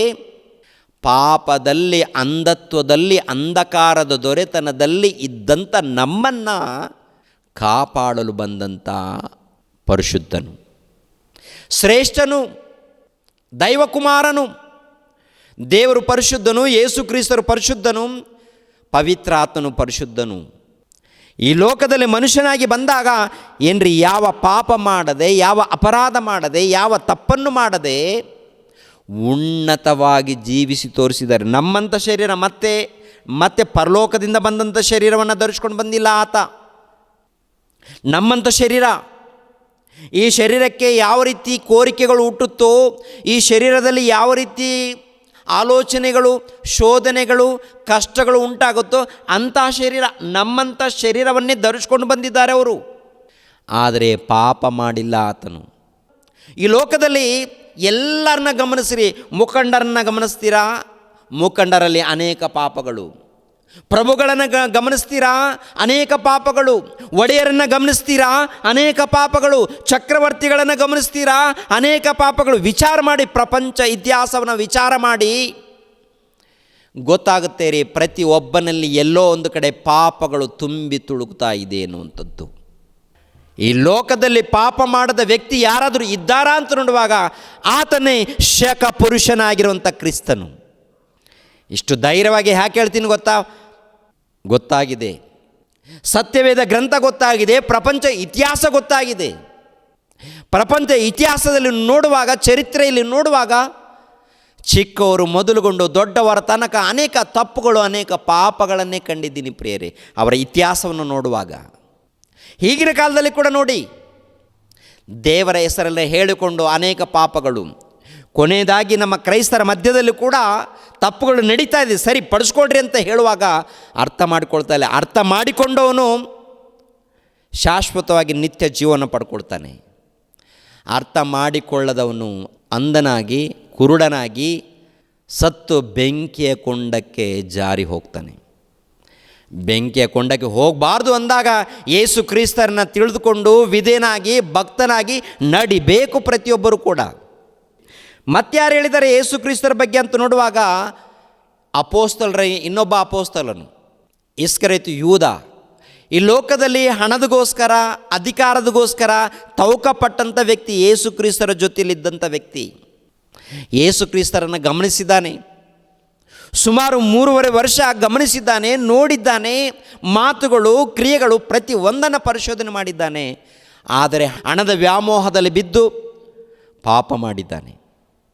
ಇಸ್ಕರಿಯೋತ ಯೂದನು ಪಾಪ ಮಾಡಿದ್ದಾನೆ. ಪಾಪ ಮಾಡಿರುವಂಥ ಆತನು ಹೇಳುವಂಥ ಸಾಕ್ಷಿ, ಯೇಸು ಕ್ರಿಸ್ತರನ್ನು ಕುರಿತು ಹೇಳುವಂಥ ಸಾಕ್ಷಿ ನೋಡಿ ಒಂದು ಸಾರಿ. ಮತ್ತಾಯನು ಬರೆದ ಸುವಾರ್ತೆ 27ನೇ ಅಧ್ಯಾಯ 4ನೇ ವಚನವನ್ನು ಓದಿಮ. ತಪ್ಪಿಲ್ಲದವನನ್ನು ನಾನು ಒಪ್ಪಿಸಿಕೊಟ್ಟಿದ್ದೀನಿ. ಆತನಲ್ಲಿ ಯಾವ ತಪ್ಪಿಲ್ಲ, ಆತನಲ್ಲಿ ಯಾವ ಪಾಪವಿಲ್ಲ. ಆತನು ಶ್ರೇಷ್ಠನು, ಆತನ ಮಾತುಗಳು ಶ್ರೇಷ್ಠ, ಆತನು ಶ್ರೇಷ್ಠನು. ಯಾವ ಅಪರಾಧ ಮಾಡಲಿಲ್ಲ ಆತನು. ಅಂಥ ಮಹಾ ವ್ಯಕ್ತಿಯನ್ನು ನಾನು ಒಪ್ಪಿಸಿಕೊಟ್ಟು, ಪಾಪ ಮಾಡಿದ್ದೀನಿ, ನಾನು ತಪ್ಪು ಮಾಡಿದ್ದೀನಿ ಅಂತೇಳಿ ಒಪ್ಪಿಕೊಳ್ತಾ ಇದ್ದಾನೆ ಆ ಮನುಷ್ಯ. ತಪ್ಪು ಮಾಡಿದ್ದೀನಿ, ನಾನು ಪಾಪ ಮಾಡಿದ್ದೀನಿ ಅಂತೇಳಿ. ಪ್ರಿಯರಾದ ದೇವರ ಮಕ್ಕಳು, ಇರೋಒಂದು ಸರಿ ಆಲೋಚನೆ ಮಾಡಿ. ನೀವು ಅನ್ಬೋದು, ಅವರವರು ಒಂದೇ, ಯೇಸು ಕ್ರಿಸ್ತರು ಅವರು ಒಂದೇ ಆಗಿರುವುದರಿಂದ ಈ ರೀತಿ ಹೇಳಿದ್ದಾರಂತೇಳಿ. ಅಷ್ಟೇ ಯಾಕೆ ಪ್ರಿಯರಾದ ದೇವರ ಮಕ್ಕಳಿಗೆ, ಇಸ್ರಾಯೇಲ್ಯರು ಅರಸನ ಬಳಿಗೆ ಕರ್ಕೊಂಡು ಹೋಗ್ತಾರಲ್ಲ, ಅಂದರೆ ಸಿಲುಬೆಗೆ ಹಾಕಿಸಿ ತನ್ನನ್ನು ಸಾಯಿಸ್ರಿ ಅಂತೇಳಿ ಸುಳ್ಳು ಸಾಕ್ಷಿಯನ್ನು ಒರೆಸಿ, ಸುಳ್ಳು ಕೇಸುಗಳನ್ನು ಬುಕ್ ಮಾಡಿ ಪಿಲಾತನ ಬಳಿಯಲ್ಲಿ ನಿಲ್ಲಿಸ್ತಾರೆ. ಆ ಪಿಲಾತನು ಯೇಸು ಕ್ರಿಸ್ತರ ವಿಷಯದಲ್ಲಿ ಕೊಟ್ಟಂಥ ಸಾಕ್ಷಿ ಏನದು? ಯೋಹಾನನು ಬರೆದ ಸುವಾರ್ತೆ 19ನೇ ಅಧ್ಯಾಯ 4ನೇ ವಚನವನ್ನು ನೋಡಿ ಪ್ರಿಯರೇ. ತರುವಾಯ ಪಿಲಾತನು ತಿರುಗಿ ಹೊರಗೆ ಬಂದು ಯೆಹೂದ್ಯರಿಗೆ, ನನಗೆ ಅವನಲ್ಲಿ ಯಾವ ಅಪರಾಧವೂ ಕಾಣಿಸಲಿಲ್ಲವೆಂಬುದು ನಿಮಗೆ ತಿಳಿಯುವಂತೆ ಅವನನ್ನು ನಿಮ್ಮ ಬಳಿಗೆ ಹೊರಗೆ ತರುತ್ತೇನೆ ನೋಡಿರಿ ಎಂದು ಹೇಳಿದನು. ಅಂದರೆ ಈ ಯೇಸು ಎಂಬ ನಿಮ್ಮ ಅರಸನಿದ್ದಾನಲ್ಲ, ಈತನ ನೀವು ಹಿಡಿದುಕೊಂಡು ಬಂದಿದ್ದೀರಾ, ಅನೇಕ ತಪ್ಪುಗಳು ಮಾಡಿದ್ದಾನೆ, ಅನೇಕ ಅಪರಾಧಗಳನ್ನು ಮಾಡಿದ್ದಾನಂತೇಳಿ ನೀವು ಈತನ ವಿಷಯದಲ್ಲಿ ಸುಳ್ಳು ಸಾಕ್ಷಿ ಹೇಳಿದ್ದೀರಲ್ಲ, ಈತನನ್ನು ನಾನು ಪರಿಶೋಧನೆ ಮಾಡಿದಾಗ ಈತನಲ್ಲಿ ಯಾವ ಅಪರಾಧವು ನನಗೆ ಕಂಡು ಬಂದಿಲ್ಲ, ಯಾವ ತಪ್ಪು ಕಂಡು ಬಂದಿಲ್ಲ. ಒಬ್ಬ ಅರಸನು, ಪಿಲಾತನು ಹೇಳುವಂಥ ಮಾತು ಪ್ರಿಯರೇ, ಪಿಲಾತನು ಆತನ ವಿಷಯದಲ್ಲಿ ನೇರವಾಗಿ ಸಾಕ್ಷಿ ಕೊಟ್ಟದ್ದೇನಪ್ಪ ಅಂದರೆ ಈತನಲ್ಲಿ ಯಾವ ತಪ್ಪು ಕಂಡಿಲ್ಲ. ಅರಸನು ಪ್ರಿಯರೇ, ಅಲ್ಲಿರುವಂಥ ಅನೇಕ ಜನರು, ಸುಮಾರು 100 ಜನರು ಯೆಹೂದ್ಯರಿದ್ದಾರಲ್ಲ, ಯೆಹೂದ್ಯರೆಲ್ಲರ ಗುಂಪು. ಯಾವ ಗುಂಪಿದ್ದು? ಯಾಜಕರ ಗುಂಪಿದ್ದು. ಶಾಸ್ತ್ರಿಗಳ ಗುಂಪು, ಯಾಜಕರ ಗುಂಪು ಇದ್ದ ಹಾಗೆ ಹೇಳಿರೋದರಿಂದ ಇವ್ರು ಏನು ಮಾಡಿದ್ದಾರೆ, ಒಳಗೆ ಅನೇಕರನ್ನ ಕರ್ಕೊಂಡ್ಬಂದಿದ್ದಾರೆ. ಆಮೇಲೆ ಯೇಸು ಕ್ರಿಸ್ತರು ಅಂಥವ್ರು ಇಂಥವ್ರು ಅಂತೇಳಿ ಯೇಸು ಕ್ರಿಸ್ತರ ಮೇಲೆ ಸುಳ್ಳು ಸಾಕ್ಷಿ. ಇವರೆಲ್ಲರಿದ್ದರೂ ಕೂಡ, 100 ಮಂದಿ ಇದ್ದರೂ ಕೂಡ, ಪಿಲಾತನು ಹೇಳಿರುವಂಥ ಮಾತು ನೋಡುವಾಗ ಈ ಮನುಷ್ಯನಲ್ಲಿ ಯಾವ ಅಪರಾಧವೂ ಕಂಡಿಲ್ಲ. ಅಂದರೆ ಒಬ್ಬ ಅರಸನು ಹೇಳುವಂಥ ಮಾತು, ಪ್ರಿಯರಾದ ದೇವರ ಮಕ್ಕಳಿರ, ಅರಸನಿಗೆ ಈತನಿಗೆ ಏನಾದರೂ ಪರಿಚಯ ಇದೆಯಾ? ಹೋಗಲಿ, ಯೇಸು ಕ್ರಿಸ್ತರ ಅರಸನಿಗೆ ಏನಾದರೂ ಹಣ ಕೊಟ್ಟಿದ್ದಾನಾ? ಇಲ್ಲ. ಮತ್ತು ಹೇಗೆ? ಯಥಾರ್ಥವಾಗಿ ನೋಡಿದ್ದಾನೆ, ಪರಿಶೋಧನೆ ಮಾಡಿದ್ದಾನೆ, ಹುಡುಕಿದ್ದಾನೆ. ಈ ಮನುಷ್ಯನಲ್ಲಿ ಏನಾದರೂ ಪಾಪ ಕಂಡಿದೆಯಾ? ಏನಾದರೂ ಅಪರಾಧಗಳು ಕಾಣ್ತಾ ಇದೆಯಾ? ಏನೂ ಇಲ್ಲ, ಏನೂ ಇಲ್ಲ, ಏನೂ ಅಪರಾಧಗಳಿಲ್ಲ. ಅಪರಾಧ ಒಂದು ಕೂಡ ಇಲ್ಲ, ಒಂದು ಕೂಡ ನನಗೆ ಕಾಣಲಿಲ್ಲ, ನನಗೆ ಸಿಕ್ಕಲಿಲ್ಲ ಅಂತೇಳಿ ಒಬ್ಬ ಅರಸನು ಹೇಳುವಾಗ ಆ ಜನ ನಂಬಿದ್ದಾರಾ? ಹೋಗಲಿ, ಈಗಿನ ಕಾಲದಲ್ಲಿ ಸತ್ಯವೇದ ಗ್ರಂಥ ಮನೆ ಮನೆಗೆ ತಲುಪಿಸುವಾಗ ಈಗಿನ ಕಾಲದಲ್ಲಿ ಜನ ನಂಬ್ತಾ ಇದ್ದಾರಾ? ತಿಳ್ಕೊಳ್ತಾ ಇದ್ದಾರಾ? ಮತಾಂತರ ಮತಾಂತರ ಮತಾಂತರ ಎಂಬೊಂದು ಹುಚ್ಚು ತುಂಬಿಕೊಂಡಿದ್ದಾರೆ. ನಿಮ್ಮ ಮತ ತಗೊಂಡು ದೇವರೇನು ಮಾಡ್ತಾರೆ? ನಿಮ್ಮ ಜಾತಿ ತಗೊಂಡು ದೇವರೇನು ಮಾಡ್ತಾರೆ? ನಿಮ್ಮ ಕುಲ ತಗೊಂಡು ದೇವರೇನು ಮಾಡ್ತಾರೆ? ನಿಮ್ಮ ಕುಲ ದೇವರಿಗೆ ಬೇಕಾಗಿಲ್ಲ, ನಿಮ್ಮ ಮತ ದೇವರಿಗೆ ಬೇಕಾಗಿಲ್ಲ, ನಿಮ್ಮ ಜಾತಿ ದೇವರಿಗೆ ಬೇಕಾಗಿಲ್ಲ. ನೀನು ಬೇಕು, ನೀನು ಬೇಕು. ಯಾಕೆಂದರೆ ದೇವರು ನಿನ್ನನ್ನು ಎತ್ತಿದ್ದಾನೆ, ನಿನ್ನನ್ನು ದೇವರು ಎತ್ತಿದ್ದಾನೆ. ನೀನು ದೇವರಿಗೆ ಮಗನು, ಆದ್ದರಿಂದ ದೇವರ ಸುವಾರ್ತೆ ನಿನಗೆ ಸಾರಲ್ಪಡ್ತಾ ಇದೆ. ನೀನು ದೇವರ ಮಗನು, ನೀನು ದೇವರಿಗೆ ಮಗನು, ಮಗಳ ಆಗಿರೋದರಿಂದ ಈ ಸತ್ಯವಾದ ಸುವಾರ್ತೆ ನಿನಗೆ ತಲುಪ್ತಾ ಇದೆ. ಮಗನೇ, ನೀನು ಪಾಪದ ಕುಣಿಯಲ್ಲಿದ್ದೀಯಾ? ಮಗಳೇ, ನೀನು ಪಾಪದ ಕುಣಿಯಲ್ಲಿ, ಅಂಧತ್ವದಲ್ಲಿ, ಅಂಧಕಾರದ ದೊರೆತನದಲ್ಲಿ ಇದ್ದೀಯಾ ಮಗಳೇ, ಇದ್ದೀಯಾ ಮಗನೇ ಅಂತೇಳಿ ದೇವರು ತನ್ನ ಭಕ್ತರ ಮೂಲಕ ಈ ಸುವಾರ್ತೆಯನ್ನು ತಲುಪಿಸುವಂಥದ್ದು. ನಿನಗೆ ಹುಚ್ಚಿಡಿದಿದೆ. ಸುವಾರ್ತೆಯನ್ನು, ಕರಪತ್ರಿಕೆಯನ್ನು ಕೊಟ್ಟಾಗ ಮತಾಂತರ ಮಾಡ್ತಾರೆ. ನಿನ್ನ ಮತವನ್ನು ತಗೊಂಡು ದೇವರು ಏನಯ್ಯ ಮಾಡ್ತಾರೆ? ಬೇಕಾಗಿಲ್ಲ ದೇವರಿಗೆ. ದೇವರಿಗೆ ನಿನ್ನ ಜಾತಿ ಬೇಕಿಲ್ಲ, ನಿನ್ನ ಕುಲ ಬೇಕಿಲ್ಲ. ದೇವರಿಗೆ ಬೇಕಾದದ್ದು ನೀನು ಬೇಕು. ನಿನ್ನ ಹೃದಯದಲ್ಲಿ ಜಾಗ ಬೇಕು. ಯಾಕೆ? ನೀನು ದೇವರಿಗೆ ಮಗನು, ಮಗಳು ಆಗಿರೋದರಿಂದ, ದೇವರು ನಿನ್ನನ್ನು ಎತ್ತಿರೋದರಿಂದ ನಿನ್ನನ್ನು ಕರಿತಾ ಇದ್ದಾನೆ, ಬಾ ಮಗನೇ, ಬಾ ಮಗಳೇ ಅಂತೇಳಿ 2 ಕೈ ಚಾಚಿ. ಯೆಶಾಯನ ಗ್ರಂಥ 65ನೇ ಅಧ್ಯಾಯ 1ನೇ ವಚನ 2ನೇ ವಚನವನ್ನು ನೋಡಿ ಪ್ರಿಯರೇ, ನಿನ್ನನ್ನೇ ಕರಿತಾ ಇದ್ದಾನೆ. ನೀನೇನು ಅಂಧನಾಗಿ, ಮತ್ತನಾಗಿ, ಮೂಢನಾಗಿ, ಮತಿ ಇಲ್ಲದ ಮನುಷ್ಯನಾಗಿ ಜೀವಿಸ್ತಾ ಇದ್ದೀಯಾ? ದೇವರಿಂದ ದೂರವಾಗ್ತಾ ಇದ್ದೀಯಾ? ದೇವರೇನೋ ಕೈ ಚಾಚಿ ಕರಿತಾ ಇದ್ದಾನೆ, ಬಾ ಮಗನೇ, ನೀನು ನನ್ನ ಮಗನು, ನೀನು ನನ್ನ ಮಗಳು ಅಂಥೇಳಿ ಆ ತಂದೆಯಾದ ಪರಮಾತ್ಮನು ಕರಿತಾ ಇದ್ದಾನೆ ಭಕ್ತರ ಮೂಲಕ. ನಿಮಗೇನು ಅನ್ನಿಸ್ತಾ ಇದೆ? ಹುಚ್ಚು ಮಾತು ಅನ್ನಿಸ್ತಾ ಇದೆ.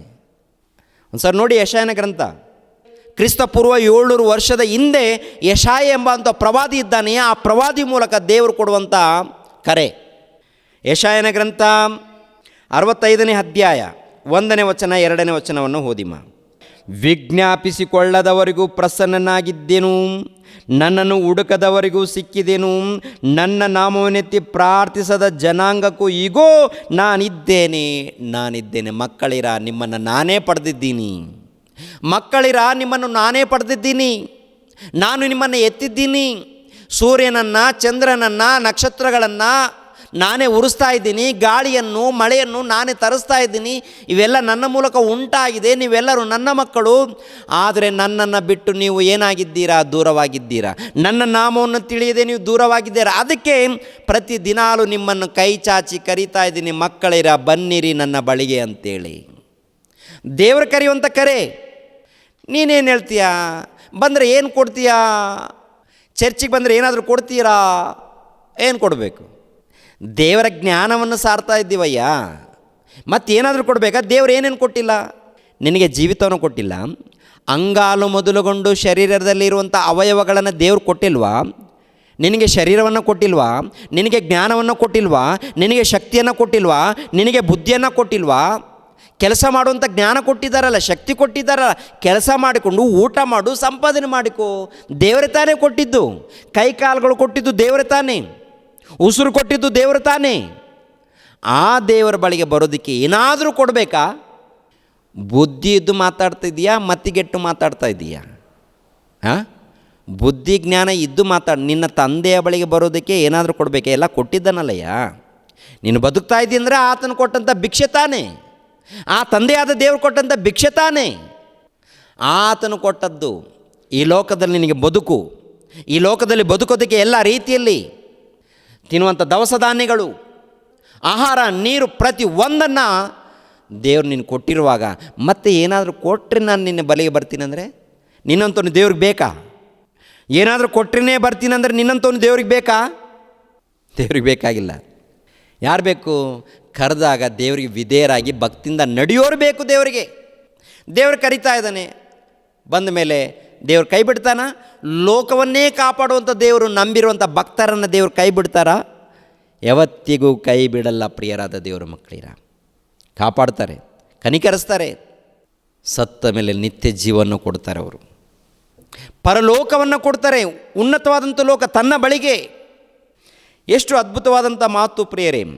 ವಿಜ್ಞಾಪಿಸಿಕೊಳ್ಳದವರಿಗೂ ಪ್ರಸನ್ನನಾಗಿದ್ದೆನು, ನನ್ನನ್ನು ಹುಡುಕದವರಿಗೂ ಸಿಕ್ಕಿದೆನು, ನನ್ನ ನಾಮವನ್ನೆತ್ತಿ ಪ್ರಾರ್ಥಿಸದ ಜನಾಂಗಕ್ಕೂ ಇಗೋ ನಾನಿದ್ದೇನೆ ಎನ್ನುತ್ತಿದ್ದೆನು. ನನ್ನನ್ನು ತೊರೆದು ಮನಸ್ಸು ಬಂದ ಹಾಗೆ ದುರ್ಮಾರ್ಗದಲ್ಲಿ ನಡೆಯುವ ಜನರನ್ನು ನಾನು ದಿನವೆಲ್ಲ ಕೈಚಾಚಿ ಕರೆದೆನು. ದಿನವೆಲ್ಲ ಮಕ್ಕಳಿರ ನನ್ನ ಬಳಿಗೆ ಬನ್ನಿ ಅಂತ. ನಾವು ಏನು ಮಾಡ್ತಾಯಿದ್ದೀವಿ? ದೇವರನ್ನ ನಂಬಿಕೊಂಡ್ರೆ ನಮ್ಗೆ ಏನು ಕೊಡ್ತೀರಾ ಅಂತ ಒಬ್ಬನು, ನಮ್ಮನ್ನು ನಿಮ್ಮ ಜಾತಿಯಲ್ಲಿ ಸೇರಿಸ್ಕೊಳ್ತಾನಂತ ಮತ್ತೊಬ್ಬನು, ಇದು ವಿದೇಶಿ ದೇವರಂತ ಇನ್ನೊಬ್ಬನು. ಅಂದರೆ ಇವರಿಗೆ ಈ ರೀತಿ ಮಾತಾಡ್ತಾರಲ್ಲ ಪ್ರಿಯರೇ, ತಿಳುವಳಿಕೆ ಇದ್ದು ಮಾತಾಡ್ತಾರಾ, ತಿಳುವಳಿಕೆ ಇಲ್ಲದೆ ಮಾತಾಡ್ತಾರಂತ ನೋಡುವಾಗ ತಿಳುವಳಿಕೆ ಇಲ್ಲದೆ ಮಾತನಾಡುವಂಥ ಮಾತುಗಳು. ಸತ್ಯವೇದ ಗ್ರಂಥದಲ್ಲಿ ಮಹಾಜ್ಞಾನ ಬರೆಯಲ್ಪಟ್ಟಿದೆ ರೀ, ಶ್ರೇಷ್ಠವಾದಂಥ ಜ್ಞಾನ. ಕತ್ತಲೆಯ ಸಾಮ್ರಾಜ್ಯದಲ್ಲಿ ಬದುಕುವಂಥ ಜನರಿಗೆ ಬೆಳಕು ಕೊಡುವಂಥ ಮಹಾಜ್ಞಾನ ಗ್ರಂಥ ಇದು. ಭೂಲೋಕದಲ್ಲಿದ್ದಂಥ ಸರ್ವ ಮಾನವರಿಗೆ ಬೇಕಾದಂಥ ಜ್ಞಾನ ಇದು. ಅರ್ಥ ಮಾಡಿಕೊಂಡವನು ಉನ್ನತನಾಗ್ತಾನೆ, ಅರ್ಥ ಮಾಡಿಕೊಳ್ಳದವನು ನಿರ್ಭಾಗ್ಯನಾಗಿ ಪಾತಾಳಕ್ಕೆ ಜಾರಿ ಹೋಗ್ತಾನೆ.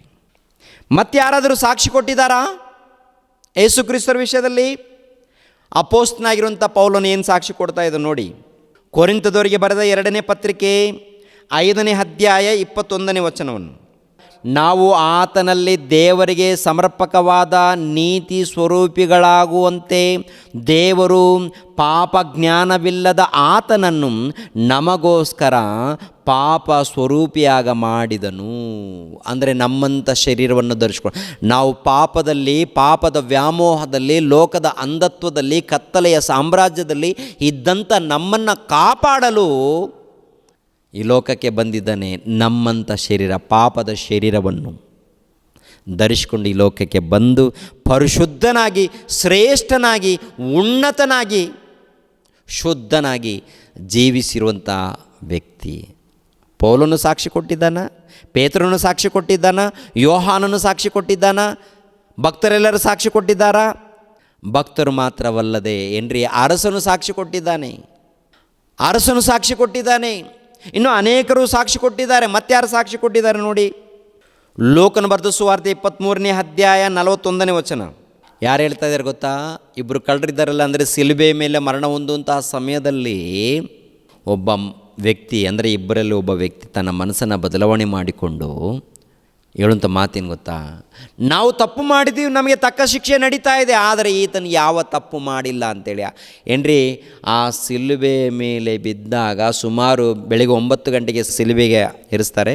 ಬೆಳಿಗ್ಗೆ 9 ಗಂಟೆಗೆ, ಮಧ್ಯಾಹ್ನ 3 ಗಂಟೆವರೆಗೆ ಆ ಸಿಲುಬೆ ಮೇಲೆ ಇರ್ತಾರೆ. ಪ್ರಿಯರಾದ ದೇವ್ರ ಮಕ್ಕಳಿರ, ಈ ಕಡೆ ಒಬ್ಬ ಕಳ್ಳ, ಆ ಕಡೆ ಒಬ್ಬನ ಕಳ್ಳನು, ಇಬ್ಬರಲ್ಲೂ ಒಬ್ಬ ಕಳ್ಳನು ಬದಲಾವಣೆ ಮಾಡಿಕೊಂಡು ನಾವು ಪಾಪ ಮಾಡಿದ್ದೀವಿ, ನಾವು ತಪ್ಪು ಮಾಡಿದ್ದೀವಿ, ನಮಗೆ ತಕ್ಕ ಶಿಕ್ಷೆ ಆಗ್ತಾ ಇದೆ.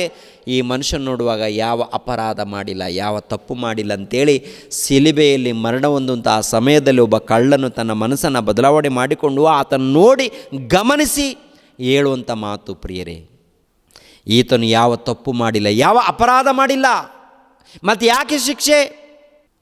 ಲೋಕದಲ್ಲಿ ಪಾಪದ ವ್ಯಾಮೋಹದಲ್ಲಿ ಇದ್ದಂಥ ಮಾನವರನ್ನು ಬಿಡಿಸಲು ಆ ಶಿಕ್ಷೆಯನ್ನು ಅವರು ಹೊಂದಿದ್ದಾರೆ.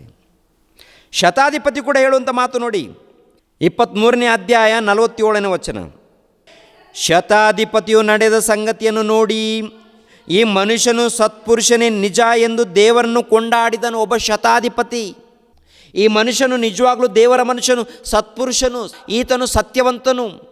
ಆ ಸಮಕಾಲಿನಲ್ಲಿ ಇದ್ದಂಥ ಅವರು ಹೇಳಿರುವಂಥ ಮಾತು, ಸಮಕಾಲಿನಲ್ಲಿ ನೇರವಾಗಿ ಮುಖಾಮುಖಿಯಾಗಿ ನೋಡಿರುವಂಥ ಜನರು ಯೇಸು ಕ್ರಿಸ್ತರನ್ನು ಕುರಿತು ಸಾಕ್ಷಿ ಕೊಟ್ಟಿದ್ದಾರೆ. ಈತನು ಪರಿಶುದ್ಧನೆಂದು, ಈತನು ಸತ್ಪುರುಷನೆಂದು, ಈತನು ಪಾಪ ಮಾಡಲಿಲ್ಲವೆಂದು, ಈತನು ನೀತಿವಂತನೆಂದು, ಈತನು ಶ್ರೇಷ್ಠನೆಂದು, ಮೋಕ್ಷ ಪ್ರದಾತನೆಂದು ಎಷ್ಟು ಸಾಕ್ಷಿ ಕೊಟ್ಟಿದ್ದಾರೆ ಪ್ರಿಯರಾದ ದೇವರ ಮಕ್ಕಳೇ. ಯೇಸು ಕ್ರಿಸ್ತರು ಕೂಡ ನೇರವಾಗಿ ನನ್ನಲ್ಲಿ ಪಾಪ ಇದೆಂದು ನಿಮ್ಮಲ್ಲಿ ಯಾರು ತೋರಿಸ್ತೀರಾ? ನನ್ನಲ್ಲಿ ಪಾಪ ಇದೆ ಎಂದು, ನನ್ನಲ್ಲಿ ಅಪರಾಧ ಇದೆ ಎಂದು ನಿಮ್ಮಲ್ಲಿ ಯಾರು ತೋರಿಸ್ತೀರಾ? ಯಾರು ಸ್ಥಾಪಿಸ್ತೀರಾ?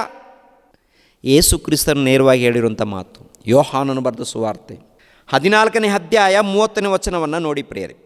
ಅವನಿಗೆ ಸಂಬಂಧಪಟ್ಟದ್ದು ಅಂದರೆ ಪಾಪಕ್ಕೆ ಸಂಬಂಧಪಟ್ಟದ್ದು ಯಾವುದು ನನ್ನಲ್ಲಿಲ್ಲ.